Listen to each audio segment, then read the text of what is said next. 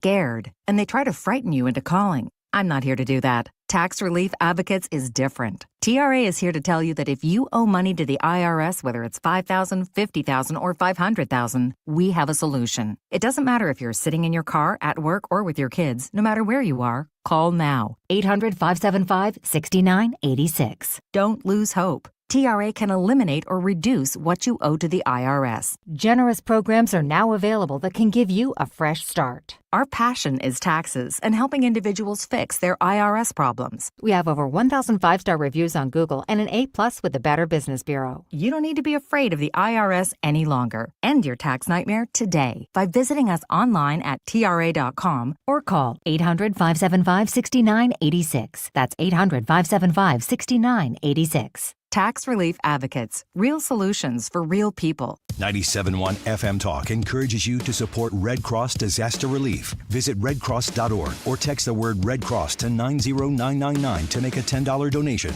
Your gift enables the Red Cross to help people recover from disasters big and small. This hour of the Mark Reardon Show is sponsored by Gamma Tree Experts. Your trees deserve the best care. Call Gamma Tree Experts.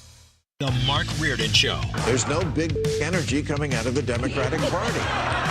Shock, disgust, happiness, sweat, a little bit of lust, baby. It's go time. It's go, no go, lock and load, love him and leave him, smoke him if you got him, see him when I see it, because it's time for Mark Reardon time. This is the Mark Reardon Show. Good afternoon. Welcome to a Tuesday afternoon edition as we get rolling here with a little sunshine in St. Louis. Not too bad. It doesn't feel very warm, but I'll take the sunshine. There's no doubt about it. Ethan's here in the studio. Fred, the Hall of Famer. Sue's running a little late. She, some excuse about something in her alley. I don't know. We'll have to see. We'll vet that story when she gets in here this afternoon. But we got a lot to get to. And, I guess maybe let me just start here quickly with the fire situation in L.A. is not bad right now. The winds certainly have been kicking up. You got to give a lot of credit to these fire crews and what they've been doing, because there were a couple that popped up in the last 18 hours that they've been able to, certainly manage and control. One of the coolest things that we've learned here in the past couple of days, I just tweeted this out, is the pink fire retardant that you see in many of the videos that they're blasting to protect homes and keep the brush from becoming on fire. It's made by a St. Louis company called Perimeter Solutions here, and we have a friend of the show, Paul Ross, is coming up here. He is a veteran, not only a fire specialist, but like an aviation specialist. Right. Has fought fires before, wildfires out west, has some really great perspectives here. He's coming up. I didn't know until Paul told us that company made. I didn't either. And there's been pretty cool. Several national stories about that, like the New York Post and Newsweek and other publications have done stories. Hey, what's the pink fire retardant? They've mentioned the company, but I didn't see any reference to St. Louis, so I'm glad that Paul raised that point. But the fire situation somewhat, I guess we'd say, status quo at this point, but they are certainly not out of the woods, and a lot of the blame game questions continue. I was listening to, we have John Ziegler coming up in just a couple hours from Los Angeles. John is the host of the Death of Journalism podcast. I listened to the most recent edition because he got into some of the stuff, the way the media is handling this.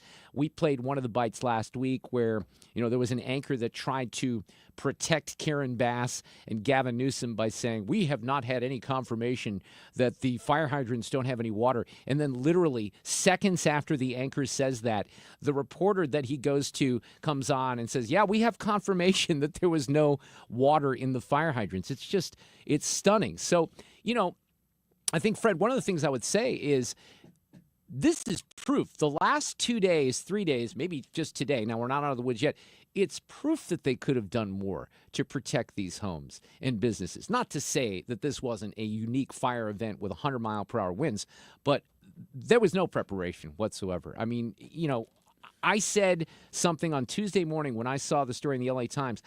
I didn't hear anybody, and John's going to tell you, Zig's going to tell you, there was no media build up to what happened last Tuesday, warning people about the winds. Karen Bass was in Ghana. She wasn't going around and saying, hey, we need to be careful. So we'll get into all that with John in the next hour. The big story today is the Pete Hegseth confirmation hearings. And there's a bunch of different moments. And these things are rather predictable from the standpoint that it's all, if it's a Republican-led committee like this and you have confirmation hearings for a Republican, all the Democrats have to play the same game and, play gotcha. And the Republicans, I thought the Republicans did a pretty good job at highlighting some of the differences in policy.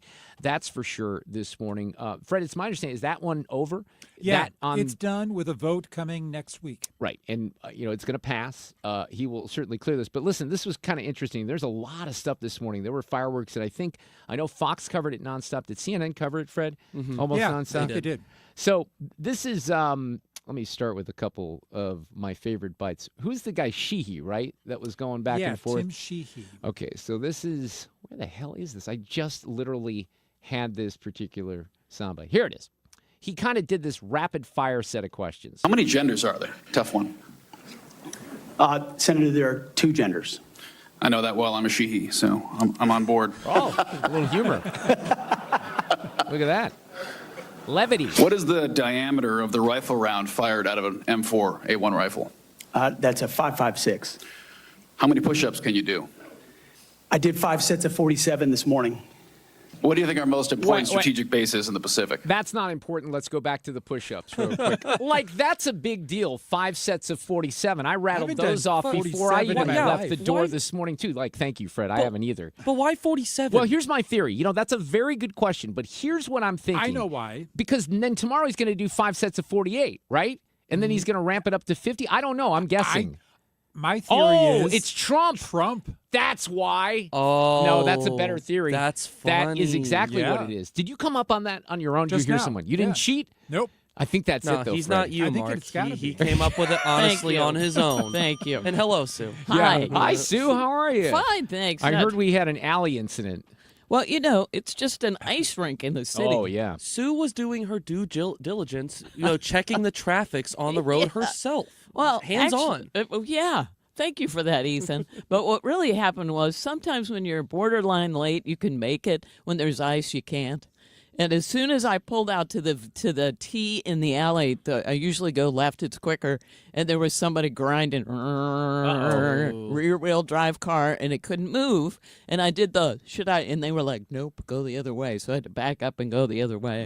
And then the lights are out of sync. It was a comedy of errors. These things mostly happen. It's my fault. Well, we welcome you to the program this afternoon. We're talking about Pete Hegseth. He is the Defense Secretary nominee, and there were fireworks on Capitol Hill in this area. I think Pete did very well, but look, they tried to Kavanaugh him. There's no doubt about it. They bring up disgusting things. There were 2 folks that really stood out. Tim Kaine is just, he was a vice presidential candidate. Here's his problem. That guy went to Mizzou and then he went to KU. If that's not a fatal character flaw right there, if you go to KU, I don't know what is. But he was disgusting this morning. Here's some of the questioning. Return to the incident that you referenced a minute ago that occurred in Monterey, California in October 2017. At that time, you were still married to your second wife, correct? I believe so. And you had just fathered a child by a woman who would later become your third wife, correct? Senator, I was falsely charged, fully investigated, and completely cleared. So you think you were completely cleared because you committed no crime. That's your definition of cleared? You had just fathered a child 2 months before by a woman that was not your wife. I am shocked that you would stand here and say you're completely cleared. Can you so casually cheat on a second wife and cheat on the mother of a child that had been born 2 months before, and you tell us you are completely cleared? Senator, how is that a complete clear? Senator, her child's name is Gwendolyn Hope Hegseth, and she's a child of God, and she's 7 years old. You remember, of course, when Tim Kaine was on Capitol Hill and he was so upset about Hunter Biden, right? He had that same consistency when it came to Hunter Biden as well. It's just ridiculous. Now, there's things that come up when you are a nominee for a position like this. I covered that story because in the immediate aftermath of the nomination, the LA Times did a story about all this, and this goes back to something that happened in California in 2017. Now, there was an NDA that was signed.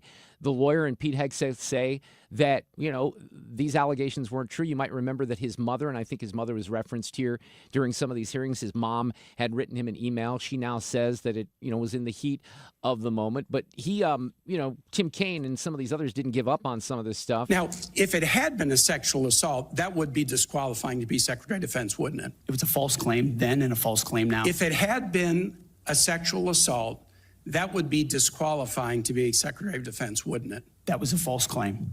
So you talking about a hypothetical. So you can't tell me whether someone who has committed a sexual assault is disqualified from being Secretary of Defense?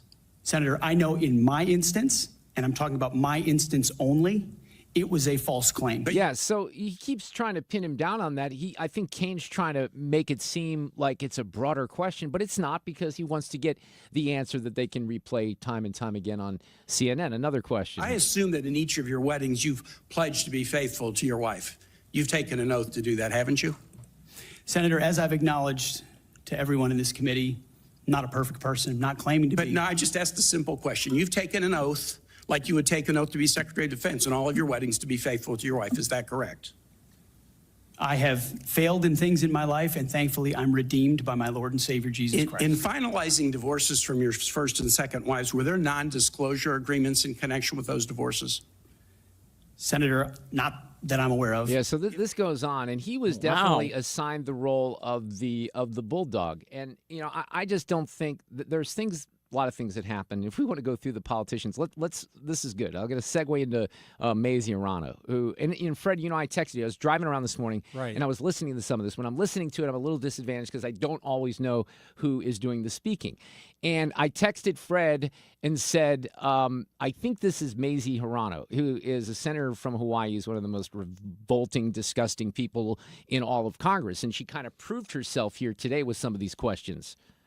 Since you became a legal adult, have you ever made unwanted requests for sexual favors or committed any verbal or physical harassment or assault of a sexual nature? No, Senator. Have you ever faced discipline or entered into a settlement relating to this kind of conduct? Senator, I was falsely accused in October of 2017. Yeah, he keeps having to go back to that because that's the incident that they're referring to. I have read multiple reports of your regularly being drunk at work, including by people who worked with you at Fox News. So this is one of the most unfair lines of questioning because there was anonymous sourcing about Pete, and this was the hit job that happened in the immediate aftermath of this. Look, they went after Matt Gaetz, and Matt Gaetz fell because Matt Gaetz should have fallen. He should have never been a nominee. So, you know, he gets roughed up. He finally gets out. They tried to do the same thing with Hegseth. I remember seeing some of these stories, and you might remember Sue and Fred, I did not think that this nomination was going to survive. I really didn't. But he hung in there. He worked the halls of Capitol Hill, and he is likely to get confirmed. But they're not going to, you know, stop trying to bruise his reputation and go back to all these things that have happened in the past. Do you know that being drunk at work is prohibited for service members under the UCMJ? Senator, those Yes are or no? multiple false anonymous reports peddled by NBC Do you News know that run directly drinking on the job contradictory to is the dozens of men and women at not Fox News contemplated Channel on it? who I'm not I work hearing- with I'm who not came hearing on the the answer to my record question. and said In your Yeah, opening they're statement, talking over one another, but this was the Oklahoma Senator Mark Wayne Mullen, and he had a good response here. Senator from Virginia starts bringing up the fact that what if you showed up drunk to your job? How many senators have showed up drunk to vote at night? Yeah. Have any of you guys asked them to step down and resign from their job? And don't tell me you haven't seen it because I know you have. And then how many senators do you know have got a divorce before cheating on their wives? Did you ask them to step down? No. We've all made mistakes. I've made mistakes. And Jennifer, thank you for loving him through that mistake. Because the only reason why I'm here and not in prison is because my wife loved me too. I don't know all the background of Mark Wayne Mullen or what might have happened in his situation, but I don't understand how some of this is really fair game, especially the drinking stuff. I think that the sexual assault line of questioning has a place because it was covered in the news. There was an NDA, and there are legitimate questions, especially with Mom's email. But these questions have been answered. But on the drinking, there's no substantive report.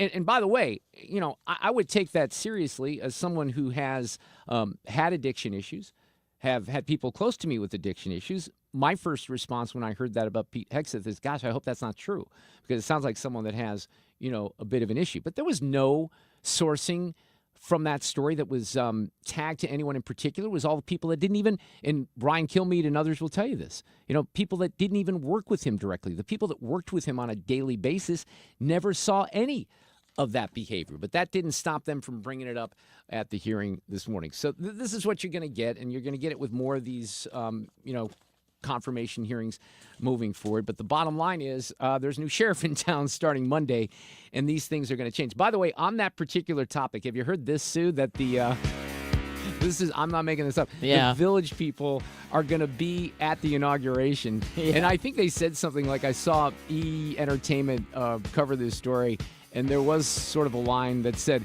well, we realize that not everyone's going to be happy with this, but how could you not take advantage of the opportunity to do YMCA with Trump doing the Trump dance? The other thing that is fascinating, and I love it, is the trash truck. Hang on. I had to hit the post. Of course. The trash truck that he was in is also going to make an appearance in the parade. Is it really? On Monday. Yeah. That is how great. awesome is that? I think that is fantastic. All right, let's see here. Before I get to a break, there were a couple other things that I had on my list here as we got the show started. I did want to talk about the CNN trial just a little bit. This is interesting because hey, Fred, see if Ethan has that audio that I just gave to him right before the top of the hour. This is the trial. We covered this, Sue, a little bit last week, but this is the defamation case that's going on. And it's so funny because whenever you see the video of this, because they have cameras in the courtroom, there's nobody. I think people think that even in murder trials or big trials that there's tons of people that are in a courtroom. Typically, there's not. Unless it's extremely well publicized. So in this particular case, you have. Just a handful of people that are in the courtroom. We've got a couple of people that are contributors to this show that are covering this nonstop. But did he say he had that in there? He's working on it right now. So, and who's suing in this case? What's this has to do with a story that was on several years ago during the withdrawal from Afghanistan. And there is a situation where Jake Tapper on his particular show and others, and there were producers that were involved here, that they suggested that this kid named Zachary Young was doing things in Afghanistan just to personally profit over the people that he was trying to help. So they said they made the allegation that he was involved in black market dealings, and he wasn't. And he was trying to help people. And what you had is you had a situation where some of the behind-the-scenes people, the Fred Bottomers, if you will, the producers, I'm just kind of, but they were texting back and forth about this guy, and some of it was rather, hardcore. And that's what happened here is with the discovery, they got a hold of all the messaging back and forth. So the bar is relatively high for a case like this. But let's not forget, and this is why I wanted this audio, because there's a CNN producer by the name of Alex Marquardt who had to testify. Actually, I don't know if he testified today, but they played his deposition, and it's a recorded deposition. And this will remind you, I think, a lot of the Nick Sandmann situation, Covington Catholic, because in that situation, do you remember why that got so much attention? Fred, No. Think about that morning. In what Nick Sandmann looked like when he was being surrounded, and then the allegation that he was, mean to the Native American dude. People didn't like the smirk on the white kid's face. Remember? That was mentioned time and time again. This poor kid is in the middle of something he's never seen before, but of course he's got a MAGA hat on. That's bad news. And he's starting to be shouted down. He doesn't even respond. I think it's miraculous. You put someone like me in a situation like that, I'm going to lose my you-know-what. But he stayed there and he was calm, but he was smirking, according to the people who were watching him across the country. So this thing took off like wildfire on Twitter. But I remember this. It was a Saturday morning. I woke up to all this stuff on CNN thinking, what the hell happened with this kid? And then it was all, essentially a hoax when you found out the details of it. But I'll play that audio as we move along here in the show because I think it's very, very revealing. We have some very unique perspective on the fires out west. Paul Ross, who's here in St. Louis, veteran aviation specialist, has fought wildfires before. He's coming up next.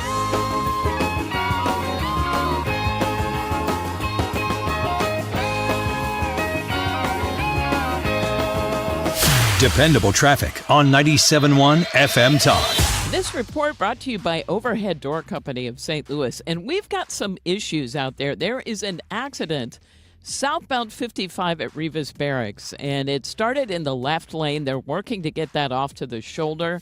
But in the meantime, a little bit of volume behind that. And a stall southbound 270 past Doherty Ferry. Now, this one is in the right lane, and they've mostly moved that off to the shoulder. Look for slow-moving traffic, though. Heaviest back through Manchester. But traffic does kind of go a little bit of moderate volume back north of Page. And now we've got an accident or a stall eastbound 6440 past Lindbergh. It's on the right side, right shoulder, partially in that right lane. Some volume behind that. And a slow go on westbound. And this is approaching Kings Highway out past McCausland. Overhead Door Company of St. Louis brings you this report. And Overhead Door Company of St. Louis is here with same-day service. They won't leave you stuck. The original Red Ribbon Garage Door Company, trusted in St. Louis since 1926. Call 314-781-5200 or schedule online at overheaddoorstlewis.com. I'm Sue Thomas, and that's traffic on 97.1 FM Talk. Well, I would like to get you registered this afternoon. It's a very simple process for the next Protecting Your Retirement event with the team from the Retirement Advisory Group. Thomas Helbig and the team that are the official financial planners of this show. We have another event coming up in just a couple of weeks. We do 5 a year. It's hard to believe that the calendar has turned and we're getting closer here. It's actually 2 weeks from this Thursday, so it's the 30th of January on a Thursday night, 6:30 p.m., the St. Louis Hilton Frontenac. These are quick, easy in and out. Mark and Annie and I are there doing a little meet and greet. We introduce Thomas and the team. They take it from there, and they'll only go maybe an hour or so. And, you kind of take it from there. You decide if you have a connection, you like what they're saying. Why has Thomas and the team not lost a client a penny of their money? Have them explain that to you. They know that people are skeptical, and maybe you have a connection, maybe you don't. But this is a great way to kind of test the waters, especially given some uncertainty that is facing the markets moving ahead, the tax laws, etc. They'll guide you through it at the Retirement Advisory Group. Get registered today online at retirementkey.com or call 314-993-9494.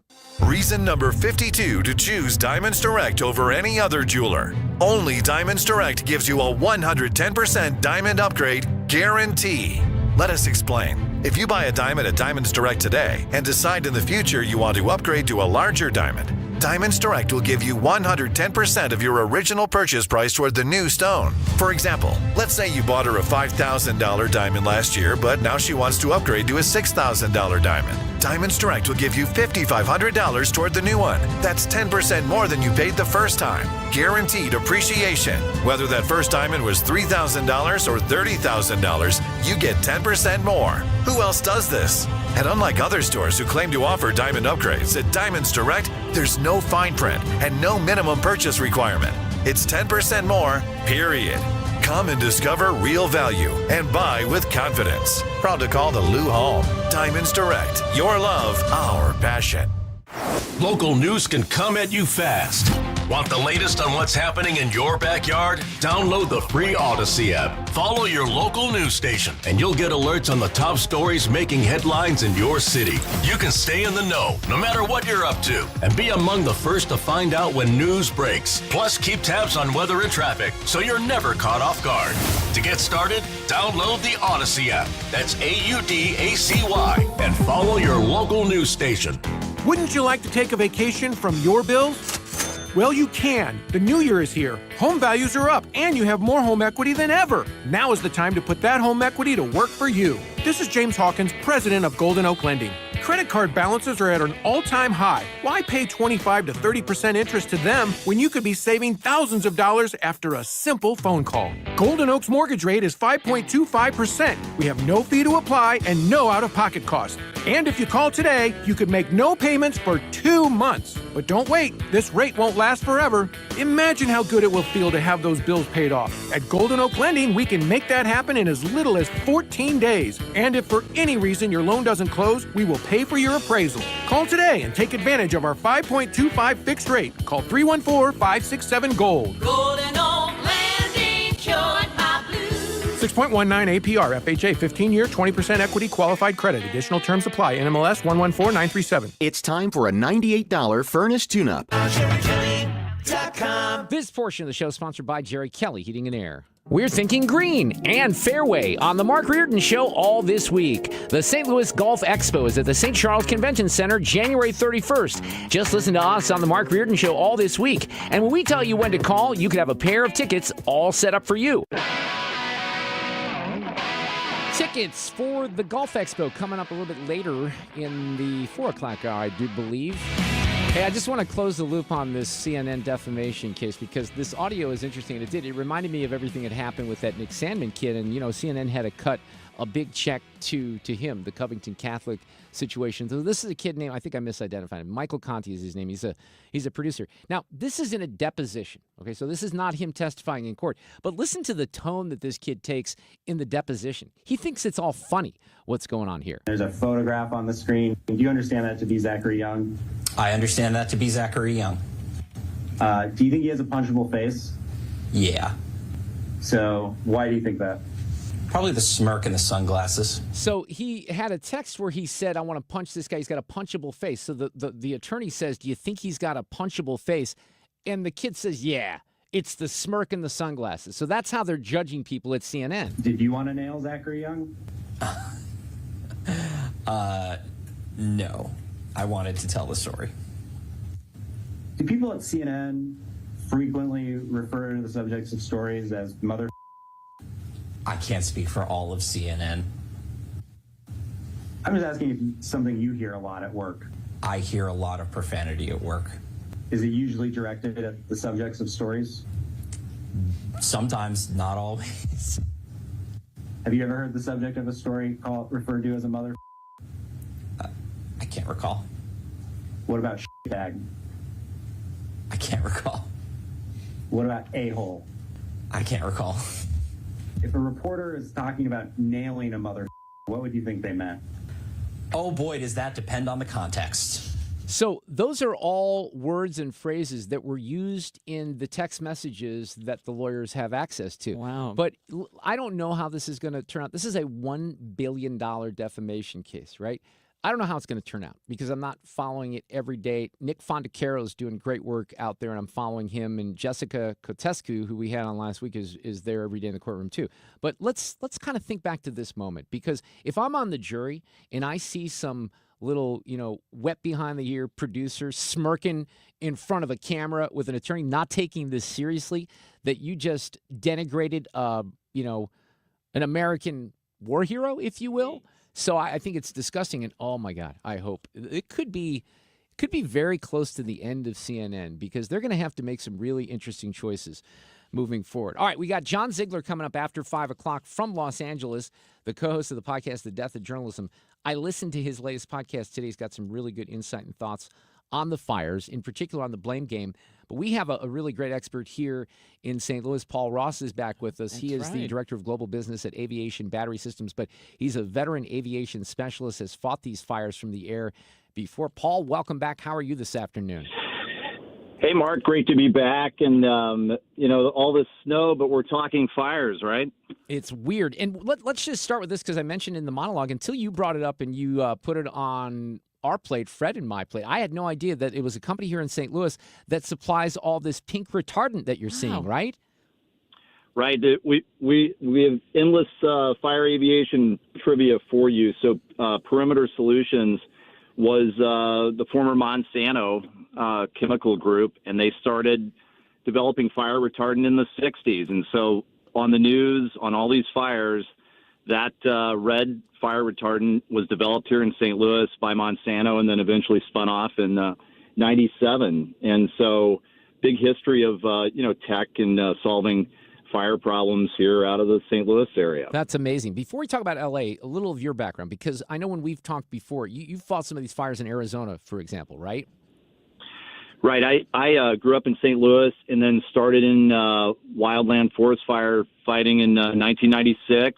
And when you do that, you start on a hand crew. You hike to the fires and dig a fire line in the forest around to starve the fire of burning material. And then I moved into helicopter operations. We would fly. We were like a flying fire department working in central Idaho for U.S. Forest Service. We'd fly to remote fires, stay there, put them out, call in the helicopter to drop water, and then eventually moved to the Park Service fire rescue program at Grand Canyon on the helicopter.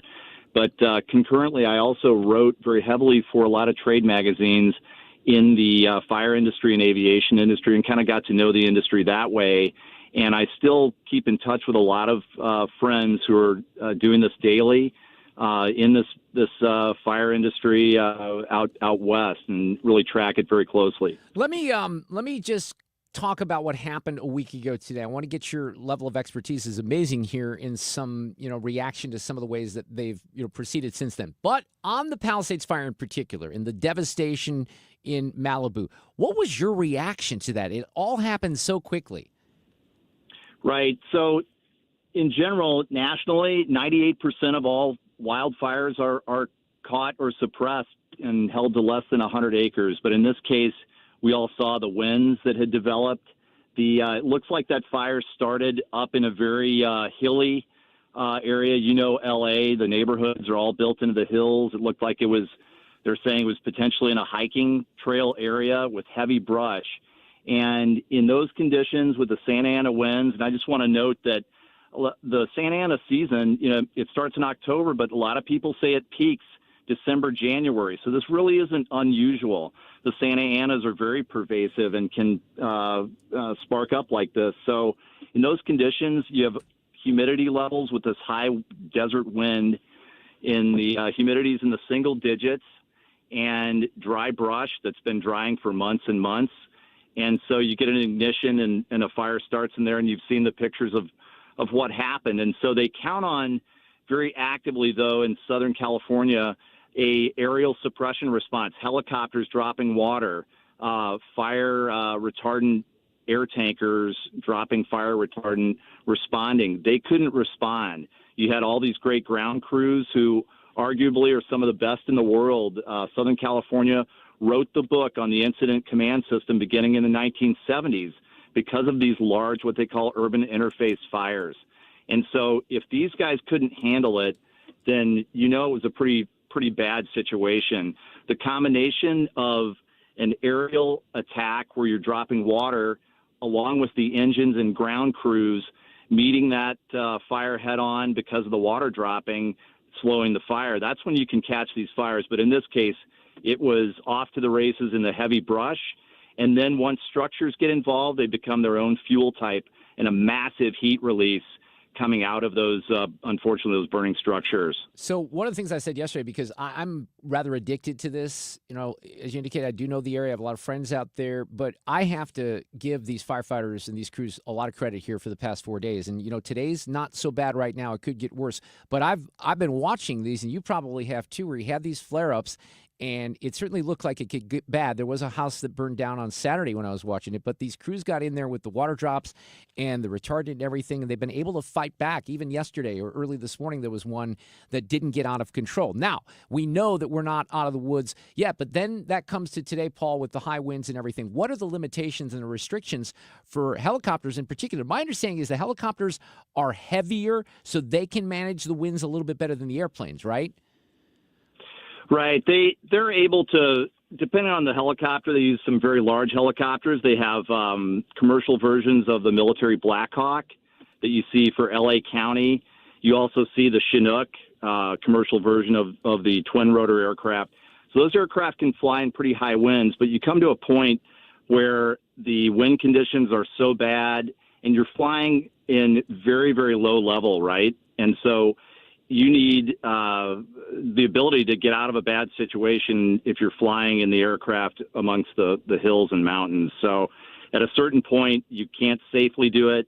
Also, the water and fire retardant will just simply blow away and not meet your drop. So, but what you have seen in these past 5 days since the winds calmed relatively, you've seen them get a handle on these various portions of that large Palisades, or the new starts. Did you see the new start by the Hollywood Avenue, Hollywood Boulevard area? They were able to jump on that at night, and the helicopters do fly at night dropping water, which is a change over the years. They used to not do that. So these combination of these assets have made a big difference in the what we call initial attack, the initial response, just like our fire departments here at Eureka or somebody on the rolling out to a house fire. The initial attack on these wildfires, it's made a difference now. Yeah, so and I don't know what the next 24 hours will hold, but it's interesting because I know the winds react to the mountains and there's all kinds of things happening out there. But in some circumstances, in some areas, the winds aren't really an issue very much at all. But then I hear some of the reporting out there where they've had gusts up to 60, 70 miles an hour. And I don't know that 99 miles per hour is a whole lot. Maybe it is a whole lot worse than 75. But to me, it wouldn't take much for some of these cinders or embers or whatever's still burning, because now, Paul, they think that maybe this whole thing in Palisades started because of fireworks that went off on New Year's Eve, and maybe some of that was still kind of burning when all this kicked up a week ago, right? Right. You and I both read that story and it reminds you of the Oakland Hills fire in 1991. And in that case, there was a fire that they thought had been put out, and there was not thorough mop-up, what we call mop-up. Mop-up is putting the fire dead out, and that's actually putting your hands down in the dirt mark, in the burned ash, and feeling for heat. Mm-hmm. And that's what we had to do in the middle of nowhere, where you can't afford to rekindle because it's so hard to get back to. And I don't know if that's what they'll find here. There's certainly the possibility that fire rekindled from the New Year's Eve fire. They think it was a fireworks-started fire initially in that similar area there in the Palisades. Veteran fire aviation specialist Paul Ross, who is here in the St. Louis area, is with us. Let me kind of look forward to the future, because it would be my opinion that we're not going to be able to control the winds very much. But aren't there things, technical things, maybe, can you dip your house in a bunch of foam, pink foam, things like that to prevent something on this catastrophic level from happening in the future? I would tell you that certainly there are those products, and they use those in when they have a little bit more time in some areas where you have more isolated structures. But the bigger thing, Mark, is that folks are living in these areas with brush around the houses. Now, L.A. County has a very strong, strict brush clearance mandate of about 200 feet around new developments and everything, and they really make a difference when there's a fire approaching. That does not allow the eucalyptus tree, which you've seen explode into flames and embers, doesn't allow the eucalyptus tree to then catch the house on fire. So the brush clearance is really probably one of the biggest issues, along with these structures in the Palisades area being built together. The accessibility will never change for firefighters either on trying to get into these areas. If you or I were assigned to protect that house that you saw burn on Saturday, we would have done what's called structure triage, and we would not have defended that house, because if you stand on the ground and look at where that house was, it was a narrow road to get to it. It was one way in, one way out. And unfortunately, as firefighters, in those cases, you have to triage and decide what can I safely defend and not be killed. And that's what they were doing. There was no doubt that they were just letting that thing burn, but they were trying to be careful to make sure that it didn't go anywhere else. Right. So I think brush clearance mandates, and also the infrastructure side that unfortunately has been neglected. I think it's very clear when you don't have that 117 million gallon reservoir repaired that was in the middle of the Palisades, that would have saved. That would have allowed guys like you or me on a hydrant to save a couple more homes. And isn't that worth it? It is. It's amazing that there's going to be a lot of focus on that. Hey, by the way, and I don't know if this has any bearing on the success or not, but one of the things, because I mentioned I'm watching the nonstop coverage on Fox 11 when I was watching this on Friday night and Saturday, they mentioned that, Sue, I don't know if this works, Paul, but some people in some neighborhoods have goats that they have out there specifically to clear the brush. It's a good idea. It is, Sue. If you want to get some goats, you can contract and take your herd out to Southern California. We have friends who own a winery, and they hire a herd of goats to clear the brush, so their grapes don't burn down. And so that's actually very common. And it's a great tactic. And just unfortunately, that area is so packed together, and they have not enforced some brush clearance that this perfect storm of wildfire really was devastating. Hey, Paul, I really didn't really pay much attention to these private firefighting crews that are getting a little discussion. How common? Because I think we had a stat yesterday, like 47% of firefighters are with the private crews. Yes, the private contracted hand crews, and that's like a 20-person crew. That's been very common for many years because a lot of the wildfire force is seasonal during the fire season. And so sometimes like this, you don't have enough staffing nationally to pull in people. We used to travel on distant mutual aid, but that was during the fire season. If we weren't on duty as seasonal firefighters, then these contract crews have become very common, and they do a great job. It's usually people who have a background having worked for the fire department or U.S. Forest Service, and they go into a more year-round type situation. So it is common out west to have contracted engines. I don't know if you know this, but all the helicopters that you see, except for the fire department logo, those are all contracted and privately owned because, one, they're so expensive to maintain. Makes sense. That anyways, so there is a lot of contracting in this industry, and it's delivered at a very high level. Awesome. Paul, great information. You're an awesome resource right here in St. Louis. I appreciate the expertise. We probably have you back before all this is over, but I appreciate it. Thank you. You bet. All Great right, to talk to you. care. Talk to you later.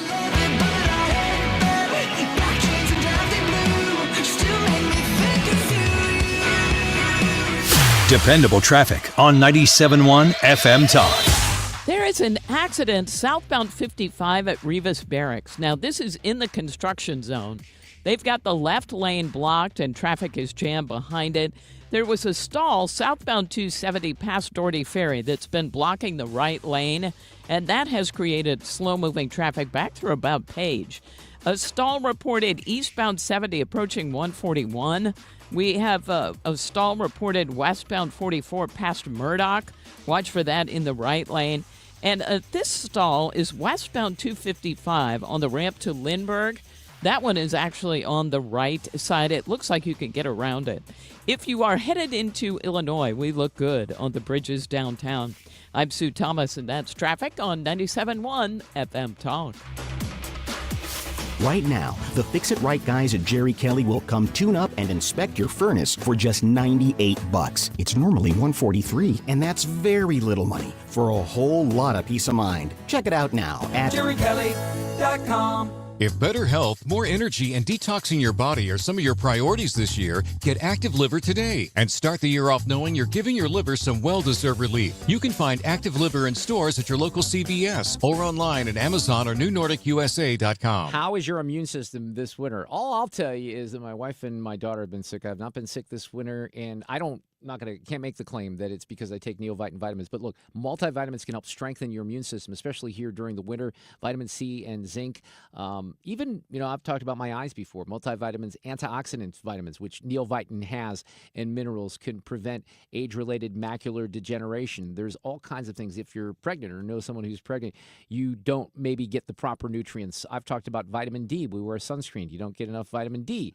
That's not the best thing. So take Neovitin vitamins. You kind of fill those nutritional gaps. You feel good about it because it's a St. Louis company, and some of the money goes to cancer research right here in the area as well. And you can get started with a subscription because they make it real easy. Just go to neovitin.com, get signed up. You can ship, or they will ship. You don't have to do it. They'll ship them to your door every month, and you can cancel or pause at any time. Daily support for energy, immune system, and overall well-being. It's Neovitin vitamins at neovitin.com. When's the last time you gave your home's exterior a little love? Hi, it's Kim, and if your siding is cracking, it's fading, or just doesn't stand up to our St. Louis weather, it's time to call Lakeside Renovation and Design because they're experts in James Hardy siding, which is this durable, low-maintenance option, and it looks beautiful. Plus, you have customizable colors and textures, and so you can give your home a completely new look while protecting it for decades. Don't wait until the small problems turn into big ones. Visit lakesidearty.com to schedule your free consultation. When you're approaching retirement, there are a lot of questions to answer. Do you have enough money to fund your income for life? How should you claim Social Security? And what's your plan for health care and long-term care? Hi, I'm Eric Robert, Director of Investments with the ClearPath Wealth Management Group at Stifel and host of On the Money Saturday mornings at 11 on 97.1 FM Talk. Don't leave your retirement to chance. It's crucial to understand and address relevant risks before you retire. Our team can help you get organized, guide you through critical retirement decisions, and create an investment portfolio designed around your needs. To schedule your free retirement plan consultation, go to clearpathinvesting.com. That's clearpathinvesting.com. Or call us at 636-695-2650. That's clearpathinvesting.com or 636-695-2650. Stifel Nicholas and Company Incorporated, member SIPC and NYSE. The choice of a lawyer is an important decision and should not be based solely on advertisements. If you've been injured in a truck accident, you need the best. Onder Law, voted 2023's best law firm in St. Louis. Our attorneys will hold truck drivers and owners accountable. We stand up to big trucking companies to get you the compensation you deserve. Let us make your case our cause. Truck accident? Call Onder Law today for a free review. 314 or 618-9-million. That's 314 or 618-9 all zeros. Attention, Missouri residents in need of care at home. If you have Medicaid and need assistance with daily activities, you can receive free in-home care from a loved one, funded by Medicaid with no cost to you. Freedom Care, Missouri's #1 home care provider, gives you the power to choose who provides your care, and they get paid instantly. Imagine your daughter, son, a close relative, or trusted friend helping you with cooking, transportation, laundry, and other activities in your own home. You get the help you need, and your caregiver gets paid instantly after their shift. Freedom Care has over 5,000 five-star Google reviews and is #1 in Missouri for in-home care. If you have Medicaid and want great care from a loved one that's 100% free to you, go to freedomcare.com or call 314-557-3027. That's 314-557-3027. 314-557-3027.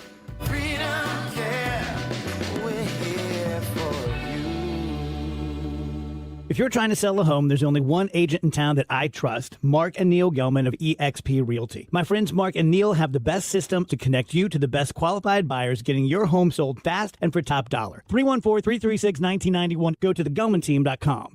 The Mark Cox Morning Show. Wednesday, Pete Hegseth survived his first day of confirmation hearings. We'll talk it over with Genevieve Wood from Heritage at 7:20. The Mark Cox Morning Show. Weekdays from 5 to 9. Right here on 97.1 FM Talk. You're listening to The Mark Reardon Show on 97.1 FM Talk.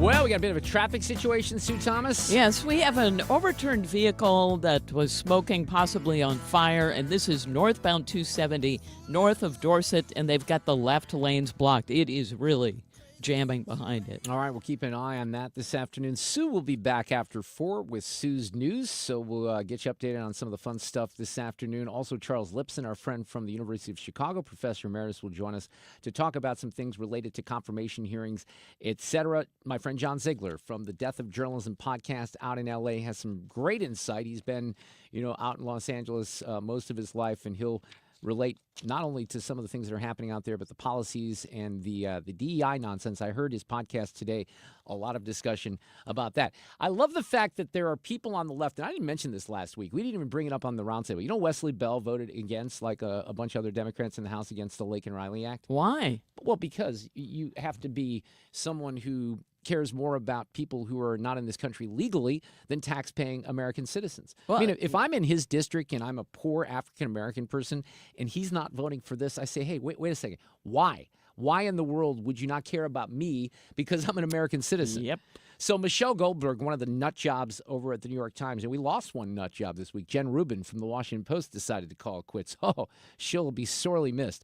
These are all the kind of people that, and I lump them with like professors from WashU. No offense if you're a sane professor at WashU, but these are the kind of people that you would never in any circumstance want to hang out with. Like, there's some people out there that I disagree with. Well, I can use Barack Obama.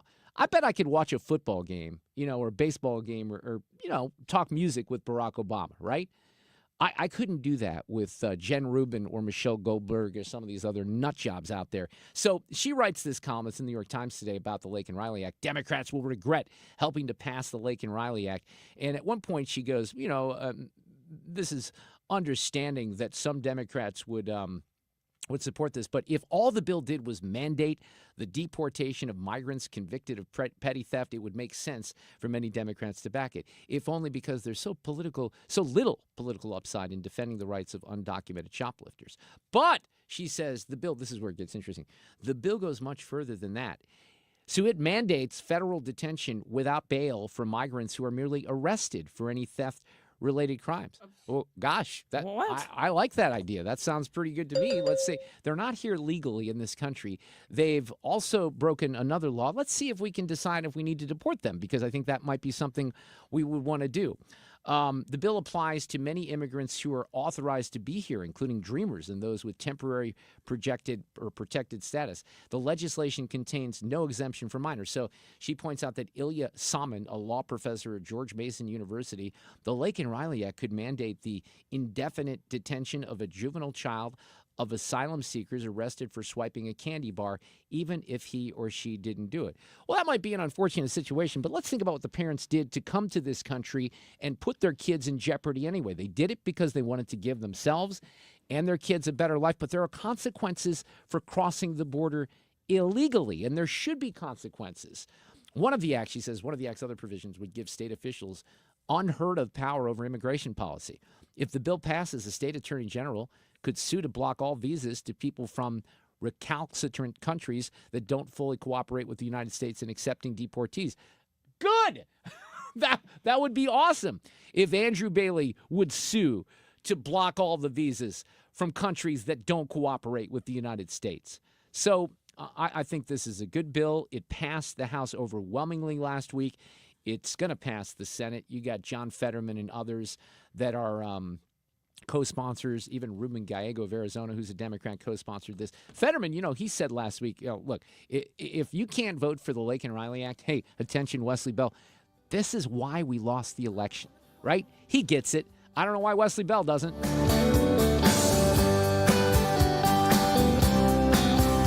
Catch anything you missed today by getting the show podcast at 971talk.com.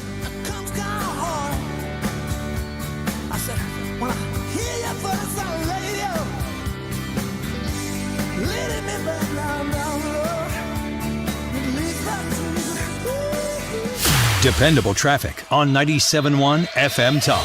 I was just posting on X this accident northbound 270 north of Dorset. Unfortunately, it involves a vehicle that overturned. Hopefully, at least the fire is out. It looked like there was a fire. We only have one right lane getting by, and traffic, of course, is stacking up behind it. Now, for a while, they had one left lane blocked southbound as well.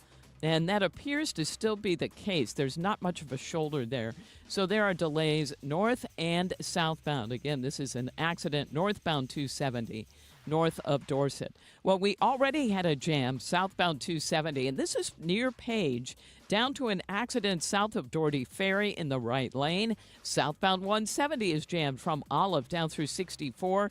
Westbound 6440 is lined up, approaching Kings Highway out past McCausland. Accident southbound 55. This one is really close to Revis Barracks. It's blocking the left lane. Heavy traffic there as well. This report brought to you by Jerry Kelly Heating and Air Conditioning. I'm Sue Thomas, and that's traffic on 97.1 FM Talk. Right now, the Fix-It-Right guys at Jerry Kelly will come tune up and inspect your furnace for just $98. It's normally $143, and that's very little money for a whole lot of peace of mind. Check it out now at JerryKelly.com. Where's Ethan? I need him in here because he's a big Vikings fan, and Justin Jefferson could not do anything for me last night. I was playing the Champions game on the Underdog Fantasy. Here he is coming in. I'm trying to put something together for the Champs game, and I needed your guy Justin Jefferson to do something last night. Did he even touch the ball? Because I don't think he did. He actually was pretty good in the first half. He had 5 receptions in the first half, and the second half he was just non-existent. And I put it on Sam Darnold solely. Well, yeah, he sucked last night, but I needed him to have one catch of over 26 yards, and I don't think he had that, unfortunately. But this is what you do with underdogs. So you can, with the Champs game, you can win up to 1,000 times your money by choosing higher or lower on the the stat line. So yards, touchdowns, interceptions. I had Puka Nacua and Matthew Stafford come through for me last night, but Nacua had a big night. Yeah, but Justin Jefferson failed. So unfortunately, I'm going to go at it again. Underdog, the only champs platform that puts the power to cash out in your hands. You can keep riding with your entry or tap the Win Now button to cash out whenever you want. So download the app right now. Use the promo code MarkR. Underdog, the best place to play champs. Download the app. Sign up with promo code MarkR. Deposit now to get up to $1,000 in bonus cash instantly. That is promo code MARK, M-A-R-K-R. Must be 18 plus and present in a state where Underdog Fantasy operates. Terms apply. Concerned with your play, call 800-GAMBLER or visit ncpgambling.org. Thinking of buying a new home? Think T.R. Hughes. T.R. Hughes Homes has great prices on beautiful new homes at 4 desirable locations. Charlestown Landing in North St. Charles, convenient to Highway 370. The Grove at Riverdale and St. Paul with standard 4-car garages, just 10 minutes from the St. Peter's Deerbergs. Arbor Valley and Wentzville on Highway N with minimum half-acre wooded lots. And our newest community, Elkhorn Ridge in Truesdale, just west of Wright City, minutes from Highway 70. Come and see why T.R. Hughes is St. Charles and now Warren County's premier home builder. trhughes.com. Just hearing the word IRS can make people break out in a cold sweat. No one wants to deal with the IRS, and now you don't have to. The good news is Legal Tax Defense has been successfully negotiating with the IRS for more than 15 years. It doesn't matter how much you owe, whether it's $5,000 or $5 million. You deserve the best in the business on your side, and that is Legal Tax Defense. Even if you're working with someone else and just want a second opinion, there is no cost or obligation to call. They can prevent levies, liens, wage garnishments, even file back tax returns. And the best news about Legal Tax Defense is they won't take your case unless they know they will reduce or eliminate your tax debt. Call Legal Tax Defense right now for a free no-risk consultation. 800-250-7807. 800-250-7807. You have nothing to lose but everything to gain. 800-250-7807. KFTK FM Florissant. Odyssey station. Fox News, after a Senate confirmation hearing for Trump defense chief nominee Pete Hegseth. If Mr. Hegseth had nothing to hide, and if Republicans do indeed think he's qualified and ready for one of the most consequential jobs in the country, why is the chairman hell-bent to keep all relevant information out of the hands of his colleagues? Senate Minority Leader Chuck Schumer, but North Dakota Republican Senator Kevin Cramer says Democrats underestimate Hegseth and resent the president-elect. We've had weak leadership for 4 years, and we've seen the response by the world to that. The world is looking for a strong America again, and Pete Hegseth is the absolute perfect person to lead that charge at the Pentagon. Hegseth offering reassurance during the hearing on past criticism of women in combat, saying anyone who can meet the standards should be able to serve. Standards that we, unfortunately, over time, have seen eroded in certain duty positions, certain schools, certain places, which affects readiness, which is what I care about the most. Also dismissing misconduct allegations as a smear campaign. The ball is in Hamas's court. That from Secretary of State Antony Blinken calling a ceasefire deal with Israel closer than it's ever been before. Fox's Trey Yingst reports under Phase 1, Hamas would release humanitarian hostages. 33 hostages are among that list. Most are assumed to be alive. 16 days into the pause in fighting, the details of Phase 2 would be discussed to get the remaining hostages out, along with the bodies of those killed. The Israelis will have to pay a high price in this exchange that will include hundreds of Palestinian prisoners being released, among them convicted terrorists. Members of the Israeli Prime Minister's far-right coalition threatening to leave the Israeli government if those Palestinian prisoners are released. A plea from L.A. Mayor Karen Bass to residents. Please, please, please listen to instructions. With the fire risk back to extreme in some areas because of returning Santa Ana winds. America is listening to Fox News. Sometimes I struggle to get to sleep. My body stopped for the day, but my mind is still running. So I take ZQuil. ZQuil, the world's #1 sleep aid brand, has a range of non-habit-forming products to fit you and your family's needs. Invest in a great night's sleep for the best you tomorrow. I'm awake and ready to take on anything. Better days start with ZQuil nights. Explore our products at ZQuil.com. Use as directed. Keep out of reach of children. Did you know you can get your prescriptions for less at your local pharmacy? You can with GoodRx. It's the free app that can save you money on your medications. Just search for your prescription, choose the pharmacy and the price that works best for you, and then show your GoodRx coupon to your pharmacist at the drop-off counter. GoodRx works at over 70,000 pharmacies, including Walmart, Rite Aid, and Walgreens. And it works whether you have insurance or not. It's easy to save. Next time you drop off your prescription, check GoodRx. To start saving today, go to GoodRx.com. GoodRx is not insurance. Air Comfort Service, heating, cooling, and insulation, weather. The cold weather continues, but we've got a little bit of a break coming Thursday and Friday. It's just a little break. Clear skies, a drop through the 20s this evening quickly, 7 for the low. On Wednesday, sunny, 29 for the high, 28. That's it for the low Wednesday night.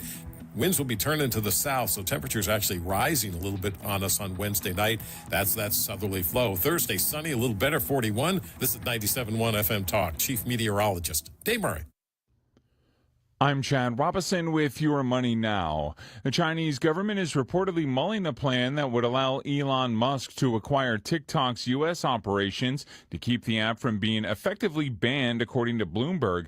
The contingency is one of several options China is said to be exploring as the U.S. Supreme Court determines whether or not to uphold the law that calls for China-based ByteDance to divest TikTok's U.S. business. Stocks were mixed today on Wall Street, with the Dow gaining 221. The S&P 500 was up slightly by 6, and the Nasdaq lost 43 points. Starbucks is now reversing its open door policy, meaning if you want to hang out there or use the restroom, you'll have to buy something. Starbucks officials are saying the new rules are designed to help prioritize their paying customers. U.S. crude oil futures for February are down roughly 1% to just above $78 a barrel. That's Your Money Now. If you're living with dry age-related macular degeneration or dry AMD, you may be at risk for developing geographic atrophy or GA. GA can be unpredictable and progress rapidly, leading to irreversible vision loss. Now there's something you can do to slow it down and get it going slower. Izervay is proven to slow GA progression. Izervay gets GA going slower. Izervay or avacincaptad pagel is a prescription eye injection used to treat GA. Don't take it if you have an infection or active swelling in or around your eye. Izervay can cause eye infection, retinal detachment, or increased risk of wet AMD. Izervay may temporarily increase eye pressure. Your vision may be impaired after an eye injection or exam. Don't delay. Ask your doctor about Izervay today. Izervay gets GA going slower. Visit Izervay.com. That's IZERVA. This hour of the Mark Reardon Show is sponsored by Gamma Tree Experts. Your trees deserve the best care. Call Gamma Tree Experts. I guess it was maybe 4 months ago. I went to Mike Reynolds at Michael's Flooring Outlet and said, hey, I think we're ready to do a flooring project. My bunny, I have some bunny news for us this afternoon too, so that's coming up here. But my bunny had ripped up some carpeting in my daughter's room, and we knew that she was going to make a mess in there anyway. So I asked Mike, I said, how about we put some hard flooring in that in the guest room across the way? He sent me some options, and the brand is Paramount, and it's Paramount Timber Core luxury vinyl. It looks beautiful. Looks like wood. We're so happy with it. We were so happy with it after the project was done. We had some left over, and we did a little project in the basement in this little play area that my daughter uses and that the bunny tends to sleep in his hutch overnight. You can do these things on a budget. That was one of the things I think that was most impressive to me because I'm cheap. I wanted it to look good. You don't want it to look cheap. You can do it on a budget, and they'll help you through it. The team at Michael's is amazing. They really are. 3 locations. They're in Old Town St. Peters and Darting Prairie. And then, of course, on Olive in West County, the website igotfloor.com, Michael's Flooring Outlet.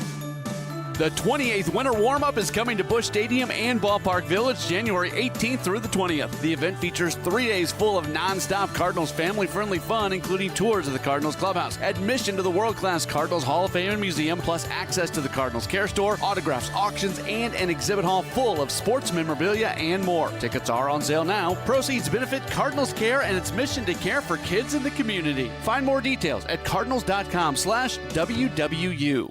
Wouldn't you like to take a vacation from your bills?